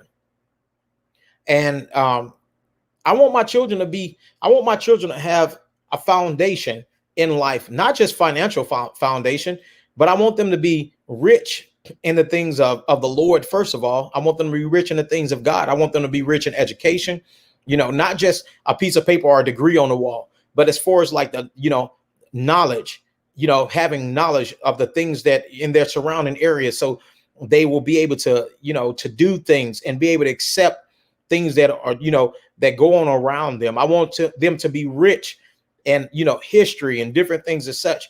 I don't just want them to focus on money while being in this world. If that's all you obtain while you're in this world, you're a miserable individual. If that's all you obtain, you might have had fun spending it, but you are poorer than any poor person. If that's the case, you are only rich by tangible goods. To me, that's senseless. So I don't want to be somebody on YouTube that just portrays an individual that you can't see in real life. If you see me in the streets one day or some event that say we all went to, I want you to see the same individual here that you see out, because that's who I am. I like to laugh and I like to, have fun and stuff. And some days I don't. Some days I'm frustrated and I'm dealing with issues in life and different things and such. But I have to, really, really come into grips with myself and realize that, hey, you're dealing with people and you can either draw these people or you can push them away. And I choose to draw these people. So, as we learn throughout life, I learned to deal with things that, they're more about me, because I don't know what another individual is dealing with. And I use an analogy dealing at work for these people. And when a police pulls you over, when a police pull an individual over, you got two choices. You can make the atmosphere better and you can leave there in a positive way, or you can make the atmosphere worse and you can leave there in a negative way. Why? Because you don't know what that police has dealt with before he had to pull you over for going 80 miles an hour in a 35. And then when the police pulled you over, you say, "Oh, why'd you pull me over?" Okay, positive. I see you. Thank you. Thank you so much for being here. Thank you for being supportive.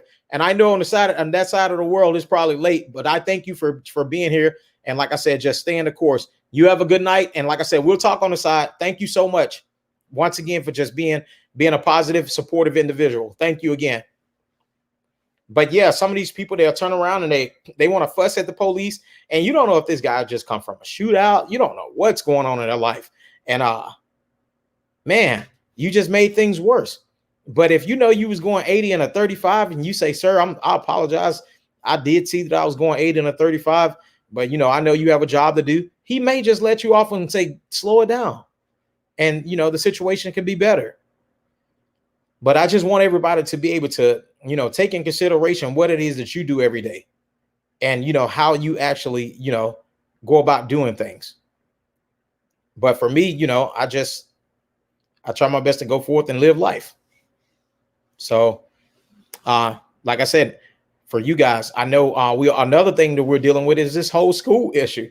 Some states, they have only online classes. Some states giving people the option. What do you think about that? What do you think about the whole school thing? I know some people are homeschooling and things as such or whatever, but like I said, I just wanted to give people something to think about versus just coming on YouTube every day and say, "Well, I'm gonna make a video and I'm going to just, focus on this." No, every time you make a video, I want you to focus on the audience that you're being given and the people that are coming to your lives and different things and such. I want you to focus on that. And you don't have to. That's up to you. But that's what I'm trying to focus on every time I actually do a live. I'm trying to use it for the good. All right. Let me see what's going on over here on YouTube, man. I'm gonna see what I got going on over here. What's going on over here? Okay, I'm still on Mavrik's video. I'm just gonna go to home right quick, and then I don't know, to see what's going on, to see who's watching and all that stuff. Let me see. Let's just see what's going on, man. Let me see. I'm still on here. Like I said, I'm just looking through some stuff right now, seeing what people got going on. So when I get off here, I like to give support, man, and just like to try to be a help to other people and different things and such. But I know some people, they don't want to help people, but I don't care. I'm all about helping people. Trying to be a help. Let me see. I'm gonna click out of here and go back to my stuff. See what's going on. All right, got that up still. Hey, what's going on, Miss Chit Chat? How you doing today? Hey, do you want me to play your channel to give you some just some how do you call that? I'm trying to think of the right word. It just, my mind just went blank. To give you some exposure for your channel, Miss Chit Chat. Do you want me to? If you want me to, I'll play one of your videos on here. And this is what I was doing last week. Just playing people videos so they can kind of see who everyone is. And if you want them to, I'll put one of your videos on here. Just an intro or anything on there. Just say yeah if you want me to. I don't even know if she's still in here. Let me see.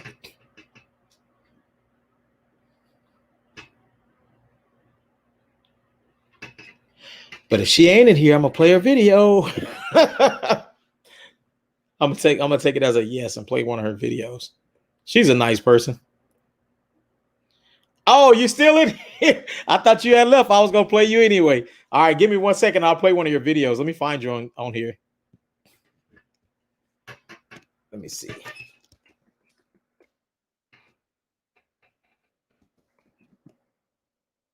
That Queen, I think that's what it's called. Yeah.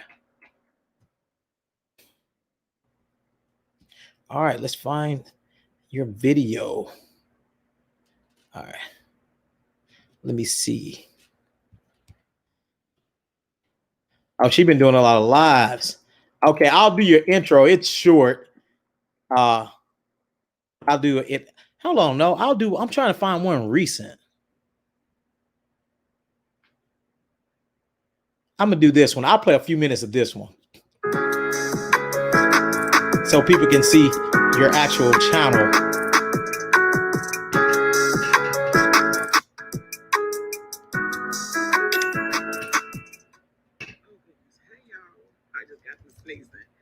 Hey y'all, welcome back to my channel. It is your girl, the Chit Chat Queen.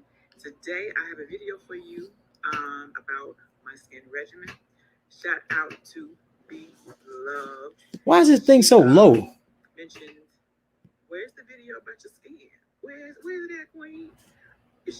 I didn't have one, but guess what? I got one now. Oh, there it is. Hold on. So shout out to Be Loves. Shout out also to Dana, because of probably a few days before Be Loves, Dana from Triple C and the There Joe we go. Show. Y'all should be able to hear it now. Asked me that as well. So I have been asked, I've been asked about my skin, but never thought to make a video.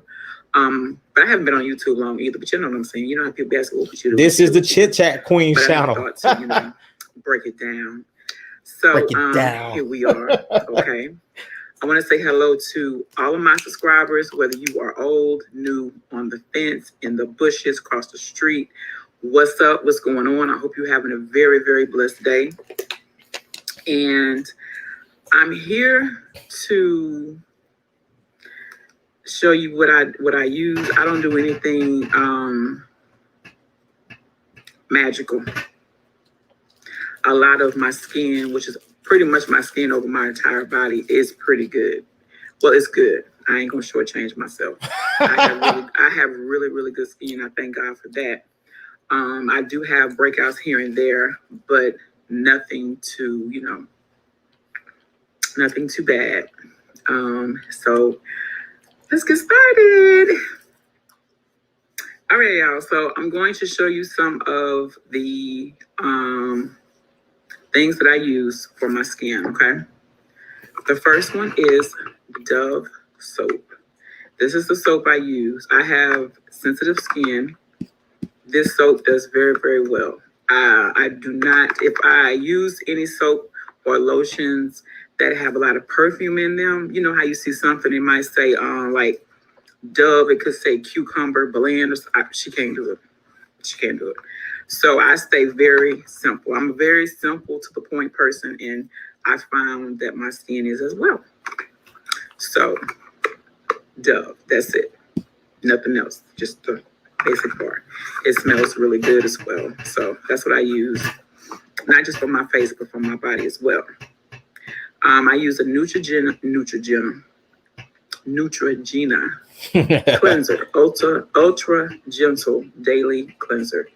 They have a very good line of cleansers, moisturizers for sensitive skin, or those who just can't overwhelm their skin with a lot of different ingredients. Smells good, it's light, it does not leave your face feeling so dry. You know how sometimes you use a cleanser and your face feels like it's drier than I'm pausing it for a minute. That link that I just dropped, if anybody want to go be family with her, if you're not part of her team, just go ahead and click on that link. All right. So that's her link. I'm gonna play a few minutes more of her video before I click it off. powder keg. You know, this a nice balance, y'all. So cleanser. This is the moisturizer. Hey, Judy. Neutrogena as well. For sensitive skin. It's oil-free moisturizer. I have a combination one as well. I could not find it, but I have a combination as well for oily and dry skin. My skin is mostly dry, but different parts of the year, especially where I live, it's very humid here. So I do get sometimes oily spots, but this is a very good moisturizer. It's very light as well. It is not overpowering, and what am I trying to say? And it smells good. It's light, and it does not leave your face feeling oily. It absorbs very well. That's what I'm trying to say. It absorbs very, very well. So this is good. This is also something else I use, fresh foaming cleanser from Neutrogena as well. This Man, you got a whole shebang of stuff. I did not know that when I bought it. I knew it was a cleanser, but I didn't know it was a makeup remover also. So you get a 2-hit wonder. So I like this as well. Now all right, that was chit chat. So for those that are here, like I said, if you wanted to actually touch bases with her and to find out like more of her more of what she does on her channel, this is one of the things that she does on her channel. So go out, like I said, and you know, put her on your team if you're not on her team already. Me and her I'm on her team. So I'm just playing people, like I said, people video on here and letting people see individuals that are here in the chat. And so we're doing little small videos or just clips of videos that will actual help others see individuals' channels. All right, let's look at this. This was a week ago. This looks pretty interesting. I'm gonna do this one for you, Judy. Show you how she grew up pound. All right, this is Judy Worry, and she's here in the chat also. So hold on 1 minute, Judy. Let me drop your link. Give me 1 second. I'm gonna pause this and then drop your link right quick. Give me 1 second, because I want everybody to be able to have a link to go to, and so if they want to actually subscribe to your channel, they can click on that link and go straight to your channel. Okay. And so I'm gonna play your video and then I'm gonna drop your link. So if anybody wants to go to her actual channel, what's going on with this thing? There we go.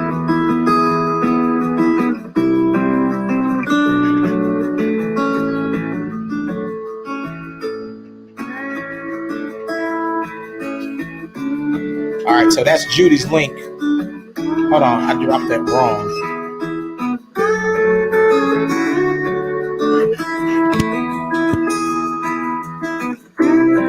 There we go.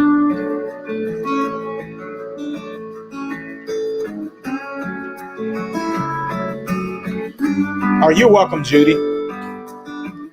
I just want to give everybody some exposure so they can actually see people that are actually part of this chat. And anybody else in here, if you want your video dropped, let me know. And I will actually play your videos and stuff and give you some playtime. And then I will actually we'll watch your videos and stuff while you're in here. This is neat.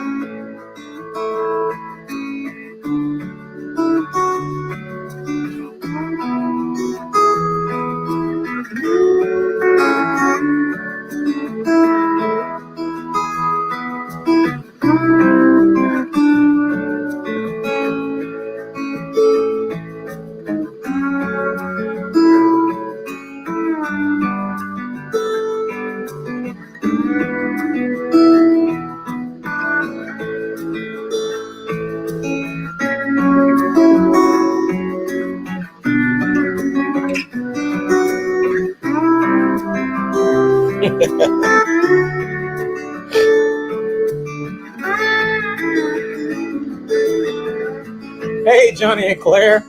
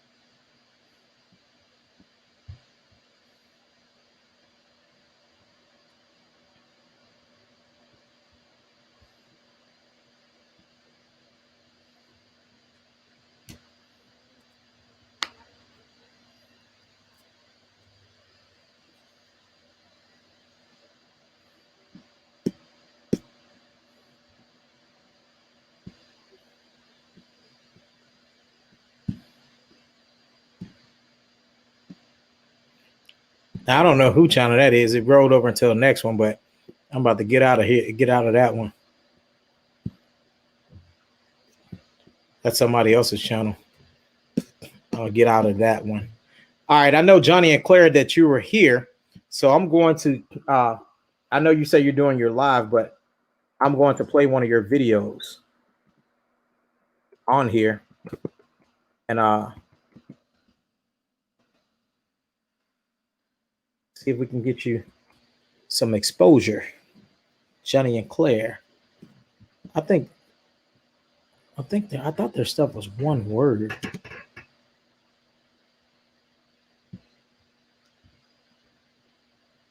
I think it's Johnny and Claire TV. What?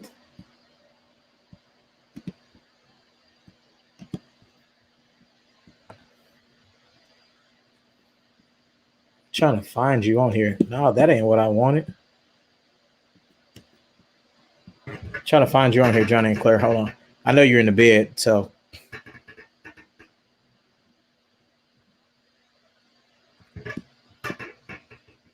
Let me see. Why is it not pulling up Johnny and Claire?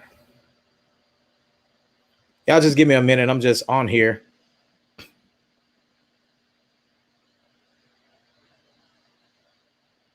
Trying to find Johnny and Claire. Because I know I'm always on there live. And I want to play some of their stuff.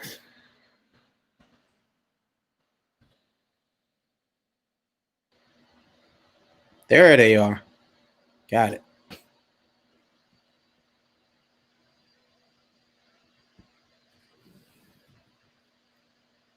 All right, let's go to the videos.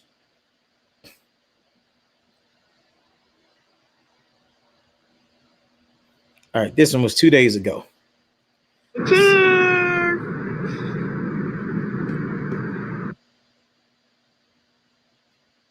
What happened? Oh, there we go.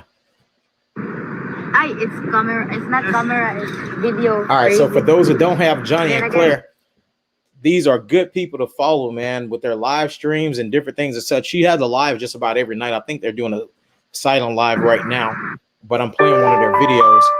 So this is Johnny and Claire. I'm gonna pause your video for a minute, Johnny and Claire, because I want to get your link right quick. Hold on. Give me 1 second. I'm just getting your link so I can post it down there. So if people want to go to your channel, they can. All right. Play it. We're gonna get hit there, love. We're gonna get hit. Come here. Walking. Stop running. You don't have to run. Oh, look, Ravana. There's a friend. Yeah, they're good people, friend. Judy. They're good people. Look, there's a dog. And I go to their lives like every night. Look at the other dog. Hey, friend. Hello, you are the same. And like I said, if anybody wanted to go to their live, they can. Oh, he hasn't tried with another dog yet. Huh? 14? Did it go through? I don't know what's going on with this network. How about here? 3 years old. Oh, a girl. Boy, oh, this one also boy. Oh, no problem. This is their link down there below. If you wanted to click on it to go on it, it's Johnny and Claire link. He wants to be. You're welcome, Johnny and Claire. Oh my, what a snubber. But do yourself a favor. All right. Visit their lives and meet people. They're connected to a lot of people, and I think a lot of people are growing behind their channel. Oh, go right. So say bye. Say friend. I think you'll be doing yourself a favor. He wants to play. All right. I like their lives. Oh, there's another one. Poodle, my banana. Mom, oh, look, they're doing something. Look, Mama, the poodle go near That's it. neat. That's a pretty big dog park too. They're both boys. Oh, Shakoy. No, Shih Tzu are very friendly, but not this one. She says Shih Tzus are very friendly, but not this one.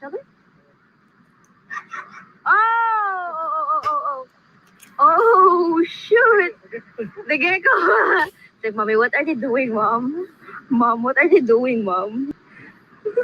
Hey, friend. He doesn't care. Yeah, they had a run here. Look, all those dogs likes to see him, but he doesn't care. I didn't know Shih Tzu can bark like that. He doesn't care at all. Hey, you don't care at all. You crazy? They're friends, love. They're friends. Mom, they're not. I just want to walk. Your dog's looking like, man, I'm not going over there. It's very nice. Okay, thank you, Johnny and Claire. Bring a It's okay. towel Thank you guys for stopping by. so you can sit down here.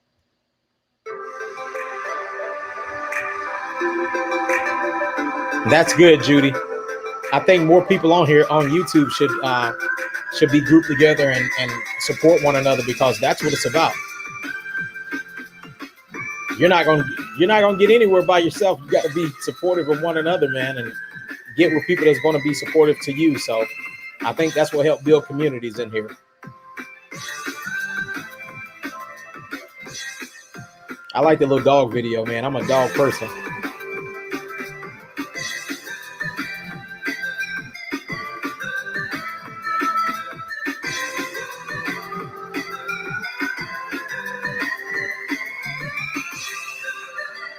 That's cool.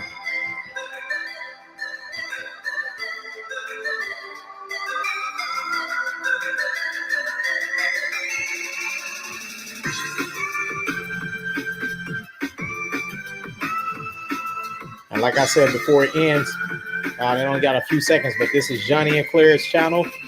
And they do a lot of live streams. And I think that you would enjoy going to their live if you went to their channel.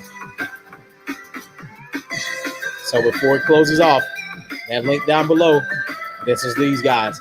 This is their information also right here if you want to go to their channel. All right.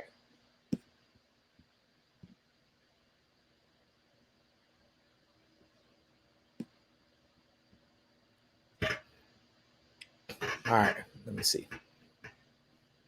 I don't think anybody else is in here, huh?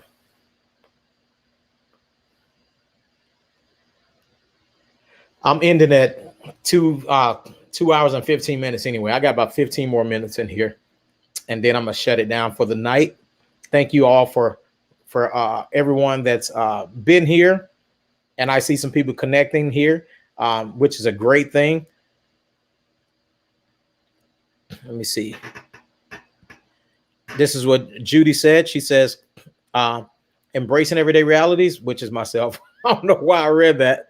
All right. Yes, YouTube is not only fishing, it's also connecting and real with to real organic friends and to support each other. That's exactly right. And that's, I believe in that. And I tell people all the time, Judy, I tell them, I say, look, if you're not genuine, don't even stop by my house. Don't even stop talking about some less, connect or whatever. No, I'd rather for you to continue to go on. If you're not genuine, then I don't want to watch your videos and stuff. And I don't want to look at your information if you're not that person and you're not going to show me support, So I'm that type of individual. I check on people. I watch videos. I go through at times and I have a list that like paper or something. I'll go through and all the people that I actually subscribe to, I'll go through and check on them from a list, and I'll drop a line to them and let them know, hey, I'm just stopping by to just see how you guys are doing. This is embracing everyday realities. Make sure you guys are doing. I want to make sure you guys are doing well. I stop by their lives. I do all of that stuff. And the reason why is because I want people to know that I'm genuine and that I'm an individual that, I want to be supportive. I don't want to just click on your channel and be like, oh, that's it. No, I want to be supportive.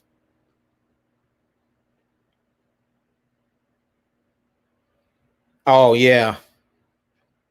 I understand that. It says one of your groups have been busy lately, so you've been doing lives for him to catch up his, yeah. Oh, yeah. I can understand that because that is a lot of hours, man.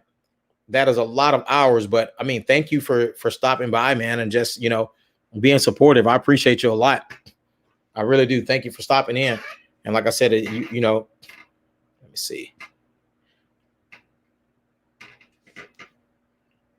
Oh, yeah. Yeah, a lot of people are trying to get monetized. And I would say it like this. When it comes down to it, a lot of people, they don't want to do what it takes to get monetized. But I tell you, man, unless you got some shebang video, you might want to get with some group of people that can, that can help you out, because this stuff takes time. I mean, and some people, they want to use YouTube as a method of income, and they want to that's what they want to do. But for, and I tell them it's okay. But at the end of the day, I say this, if you're going to use that for your income, your sole source of income, then you better have a game plan in place, because monetization is good, but you also got to keep it up. It's like anything else you do. You got to keep it up, and I would suggest them also not to just focus on monetization, but to also focus on the YouTube rules for this platform, to see that you have to have so much a month to get that money. If not, it goes into the next month and different things and such. So if they will do that, then I think it will be beneficial to them. But if not, it might not be such a lucrative thing that you thought in the beginning. Not just I'm not talking about you. I'm talking about for the individual that doesn't want to do anything on their YouTube platform. I'm thinking of idea because I only been on YouTube like a little over 2 months, maybe. And I'm thinking about ideas and different things and such now, and how I can, about products and different things that I can market and kind of like help myself, use this platform that can actually get me what I want to get business wise, to get myself, get my stuff put out there. That's what I'm trying to use this platform for. But that's just me. Everybody's probably not trying to do the same thing. If I get monetized, it's great. If not, I'll continue to do it. I mean, I'll put it like this. I'm in a place, in a position where I can actually, I don't have to be monetized. To be honest with you, I don't have to. If I do, like I said, it's good, but if I don't have to. So Judy says, so if you see me live host, you might see me hosting in 2 channels at the same time. Okay. No, that's fine. You might see me at both of those channels. All right. Because I like to, do you have one going on tonight? Judy, do you have a live going on tonight? If you do, let me know so I can come. So I can come to your live. Or let me know when you have one going on. Let me see. I just put on a notification bell for you. I didn't have your notification bell on, but I do have it on now. So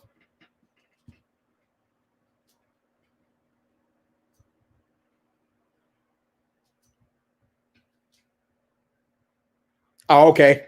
That's good stuff.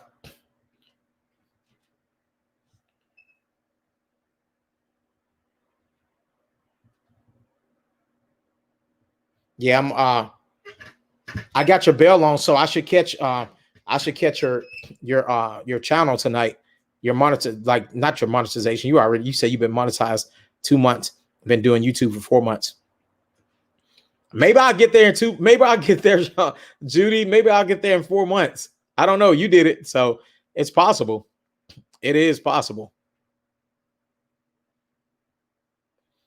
So, like I said, I don't know. I'm gonna come to your lives and stuff, and maybe through going to your lives and stuff, maybe I can meet some new connects through your live, because I love going to. I mean, I go to Johnny and Claire. I go to Ren's TV. I go to they said there's one called Beloy, but he comes on at like 12 at night. I don't know. I just try to connect with people that I know that have a goal in mind. So let me know.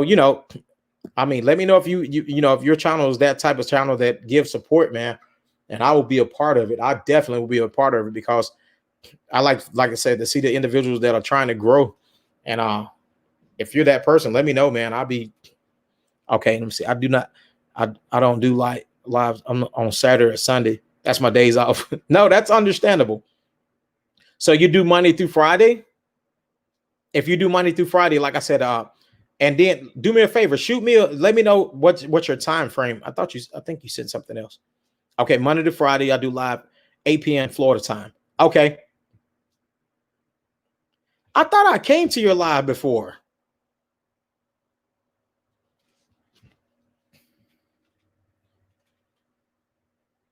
I did come to your live before. I just looked down and seen your picture.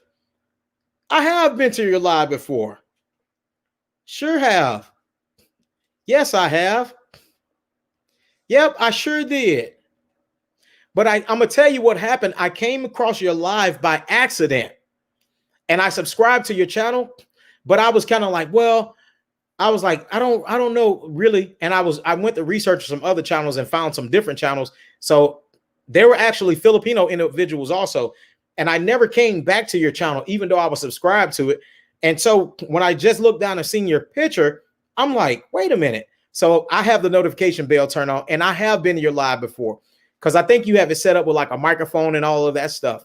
So, yep, I've been to your live before, and it was good too. And I don't know if you flex me on your channel or not, but I remember coming to your channel. And so I will be back to show you support now that I actually know who you are. All right. Because like I said, I think I came across your live by accident. I think it was accidental that I came to your live, and you was actually like, doing your live at that point. And I really didn't pay it any attention. I was kind of like, well, maybe she's a good live person doing good live. I didn't know that you did them continuously. And I hadn't seen anything since. But when I just seen you on a, like I said, when I just looked down on my phone and I seen your face, now I know exactly who you are. So I have you on, I have your notification bell on, and I will be attending your live.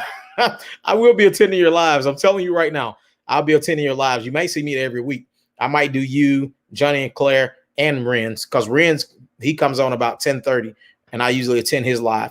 So I might go from yours right over into Renz.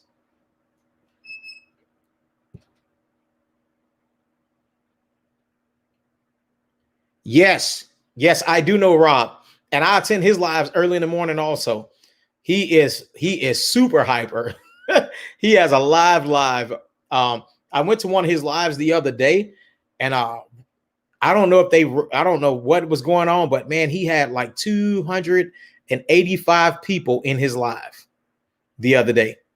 He had a lot of people in his lives.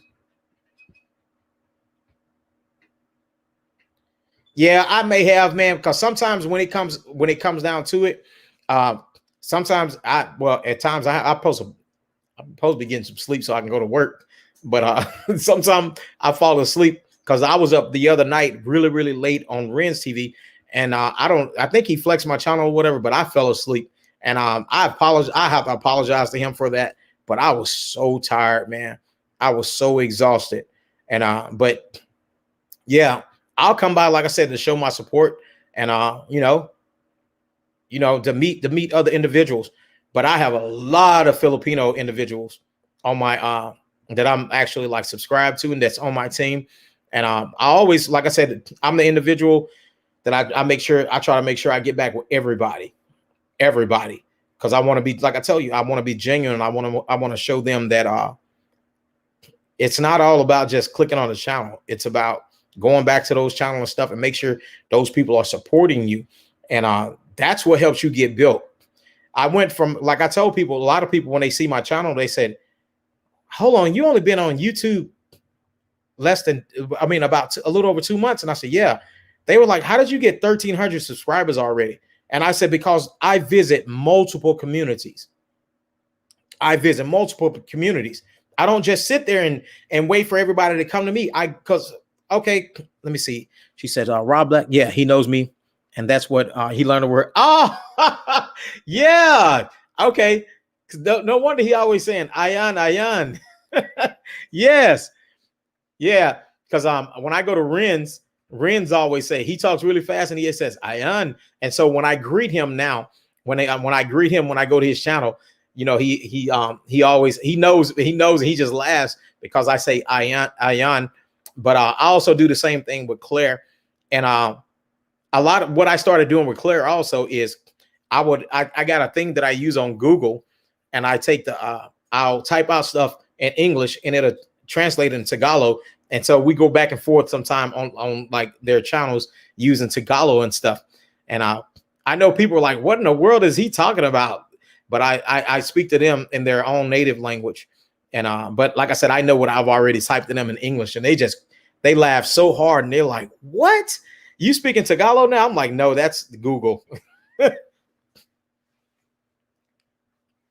Wow,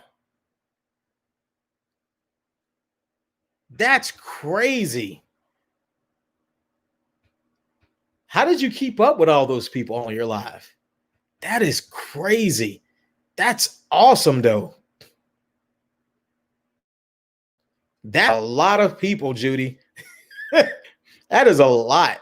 But no wonder then, if that's the case, no wonder you that helped you probably boost yourself to your to get your monetization so fast then, because that's a lot of people. And I mean, that means if people are viewing your stuff and giving you that support, it don't take long at all. I can see that. I can see why it didn't take like a whole lot of time, I think that's cool. I think that is so cool. That's a lot, though, Judy. I definitely need to stop by your channel. I mean, I need to stop by more because that is a lot of exposure. That is a lot of exposure. 1,000 people. Yeah, that's a lot of exposure. I think that's cool. I think that's cool. But You know, I'm glad you came by, and like I said, that you're actually part of the live, and we're talking on here now because I didn't know that.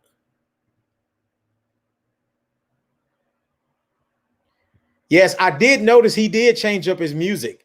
That's cool though, I think it's cool, especially for your audience. If him learning your audience is very, very important, and learning what it is that they actually how would I say it? What they actually listen to, or what they go toward, and different things as such. Just knowing your people. I'm not saying anything crazy, whatever, but just kind of like letting people know that you're trying to understand their culture, and you're trying to be part of their culture, and you want to, you want it them you want it to be inviting. That I think a lot of people don't understand that. Yeah, it was crazy because I was hosting my channel and my friend channel, and both channel has 1K each viewer, and I was so tired of doing shout outs. I know you were you were shouting out I mean, I can only imagine you were shouting out here and there, shouting out all these people. And yeah, you were probably exhausted. You needed a whole container of water, not just a bottle. But yeah, man, that's amazing. But like I said, I will be coming to your lives from now on. Now that, like I said, I know exactly who you are. When I look down, I know exactly who you are now. And man, I would like to come to participate in your lives. And you'll see me when you get there. Of course, you'll know me. I'll be there. And when I get there, you don't have to say my whole title, because most people be like, embracing everyday realities. I'm like, no, just call me embracing. That's short for you. So you won't have to say the whole thing. You'd be like, embracing's here. And I do the same thing with Ren now, because he'd be like, make a shout out to embracing everyday reality. I'm like, just say embracing. So now most people are calling me embracing because it's shorter for them, and it's better. So I think it's something that, that it is a long title, but I think embracing works for everybody. Yeah, I think that works. Man, I'm tired. How long do you live stream? Because I seen one of your things here. It says 5 hours.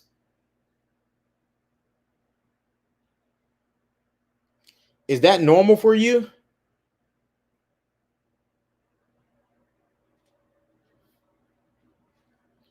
I don't know if you're still here, Judy.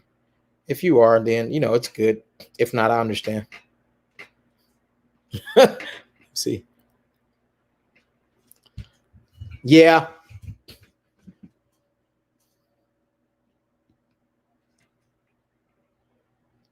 Yeah, I have. I visited your live, and like I said, it was fun too. It was fun. It was fun. But you seem pretty live on your live also. I know a lot of people I see I don't know if you do the silent LSs, but a lot of people do silent LS. But I like to see people actually participating on their lives. Yep, I do. I'm watching one of your videos right now, talking to you. You look like you're into fitness.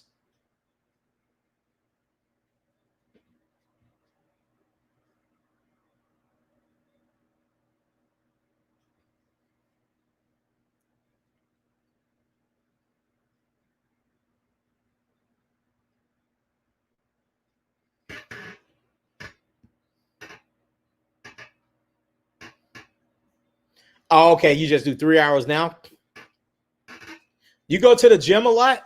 It looked like you're into like bodybuilding or something, or just like, regular fitness. I see you on a video. It looked like you were lifting weights. Like I said, I'm looking at one of your videos. Oh, you look like you're into kickboxing too.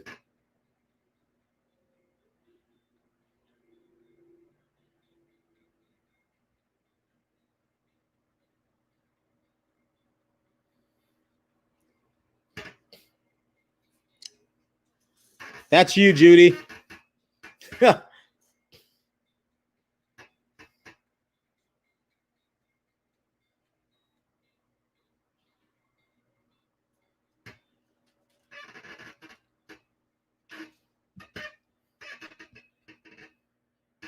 Oh yeah, good. Like I said, I do like a one silent type thing, but it's not. I tell the people that come to it, I'm like, hey, this is not a like a level up session. It's called prayer and coffee. So people come to like pray and read their Bible and stuff. It just gives them a platform to have a little peaceful, quiet time.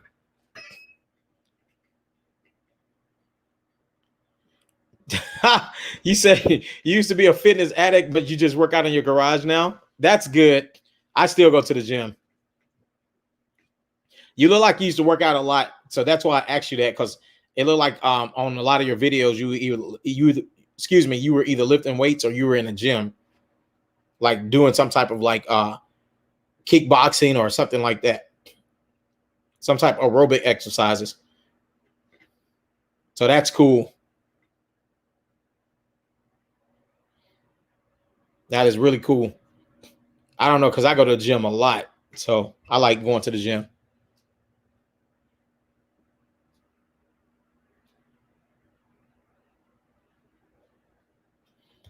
Like I said, I was just watching one of your videos on here, because I don't think I ever watched your video. I just came to your live, so I just watched one of your videos. It's cool, because I already, like I said, I had subscribed to your channel, but I didn't have that bell all the way on, so I got it on now. Oh yeah, I noticed that too. They do it to get the watch hours.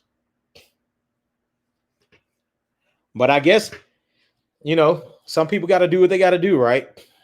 I mean, 4,000 is a lot. It is a lot. But, once you get it, you just continue to try to, go toward it. But it is a lot, man. I tell you, it is a lot.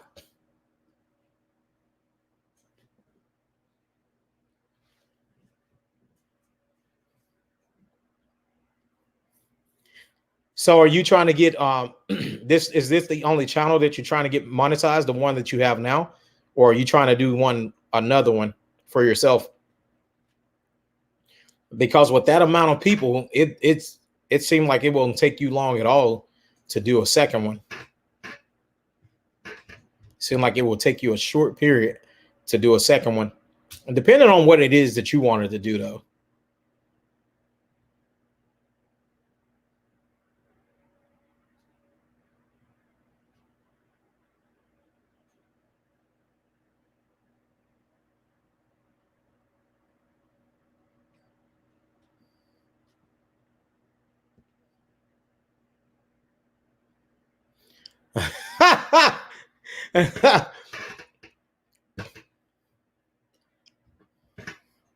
Yeah, you got to keep your focus. Yeah, you got to keep your focus. So you like going to, she said, I love going to the gym, but I can't concentrate because a lot of muscles to see. Yeah. You have, I mean, there are different people depending on the gym that you go to too. I mean, you might see a lot of like bodybuilders in the gym, a lot of bodybuilders, but yeah, I can see it. Excuse me. Having a home gym, it will be beneficial, especially doing something like that.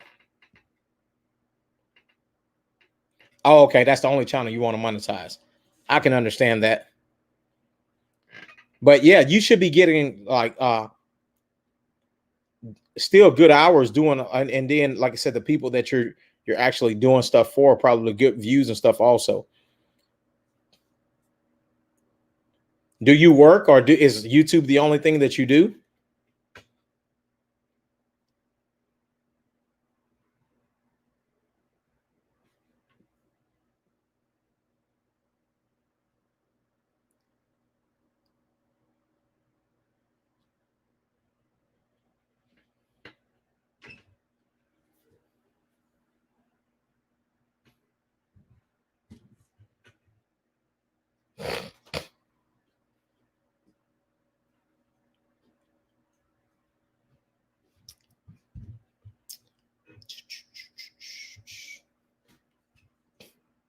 Oh, I don't know who's doing what now, but I'm sure it's probably other people out here that's still live streaming right now. But I got about 6 minutes and I'm off of here. Yeah, I got about 6 minutes and then I'm off of here for the day. Like I said, I only do live streams during the weekend. I'll do one on Saturday, and then like I said, I'll do one on Monday. It's called Prayer and Coffee, but that's more like of a silent live on a Monday. I call it a quiet time live, but and on Saturdays, this is probably the most active one that I come to. I might switch it up to Saturday morning though. I think I might. I think I'm going to switch it up to Saturday morning, just early Saturday morning. Probably get up early and just do a live early in the morning instead of doing it later.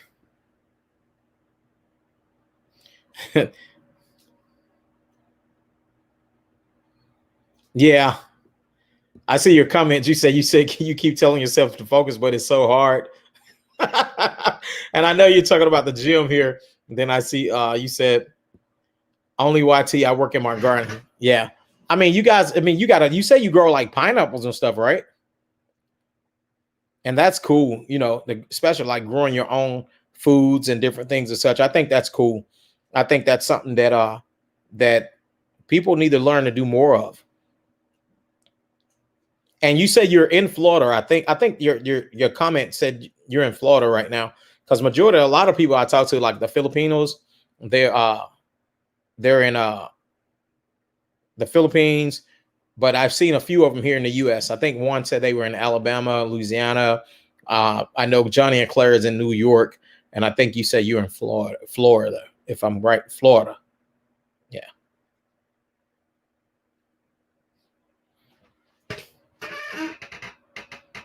But yeah, that's cool, man.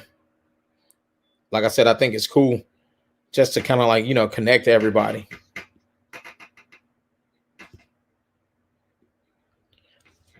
I'm in Alabama right now.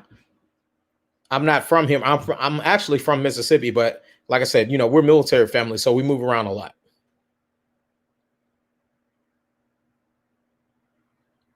But I'm here right now. So I'm not too far away from Florida.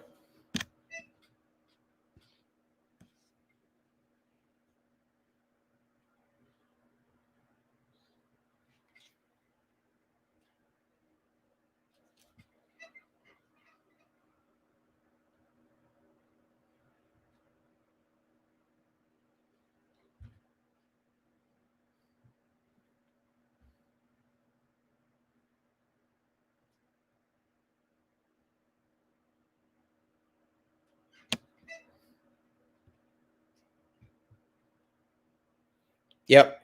I thought that's what you said earlier.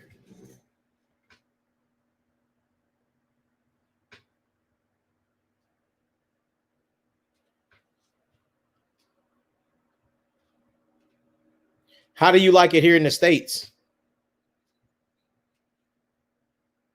How do you like it here in the US? Or have you been here for like a while?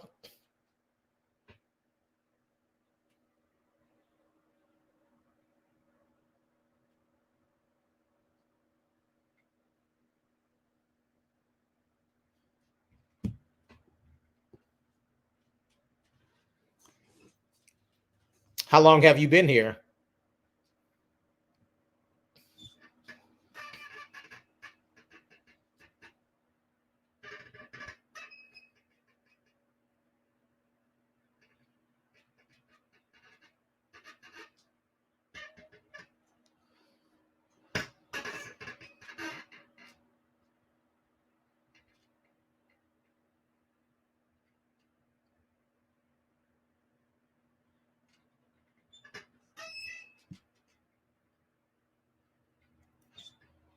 Yes, ma'am. You too. Like I said, I'm about to get out. That's perfect timing because it is 2 hours and 30 minutes, like right in a few seconds. Thank you all for coming. Thank you for your attendance. Miss Judy, I will be at your live probably Monday. I'll be at your live probably throughout the week and start connecting with some of the individuals that are connected to your channel. Hopefully you can see me among the thousands that go to your channel. But it's been great. You have a good night. This is the host, Embracing. Thanks everybody for stopping by, giving a thumbs up, and just being supportive. And until we meet again, like I said, I do my live on Monday. I do a quiet live at 5:30 in the morning till about 8 o'clock. And then I should be, I'm still dropping videos on like Tuesdays and Thursdays. So I may drop a video this Tuesday. Tuesday and Saturday. I may drop a video this Tuesday and maybe on Saturday. I don't know. It all depends. I'm doing more lives now. So I may slow down with the videos. Then again, I don't know because I like doing my videos. All right. So with that being said, thank you all for stopping by. I love you guys. Y'all have a good weekend. And I got one more comment, I think. I just became a citizen this year. That's good stuff. That's good stuff. Well, welcome to the U.S., Miss Judy. And like I said, I will be at your live. Thank you so much for being supportive and hanging out with me tonight because you were the long one. All right. All right. No problem. Thank you so much. And I am out of here. Y'all have a great night.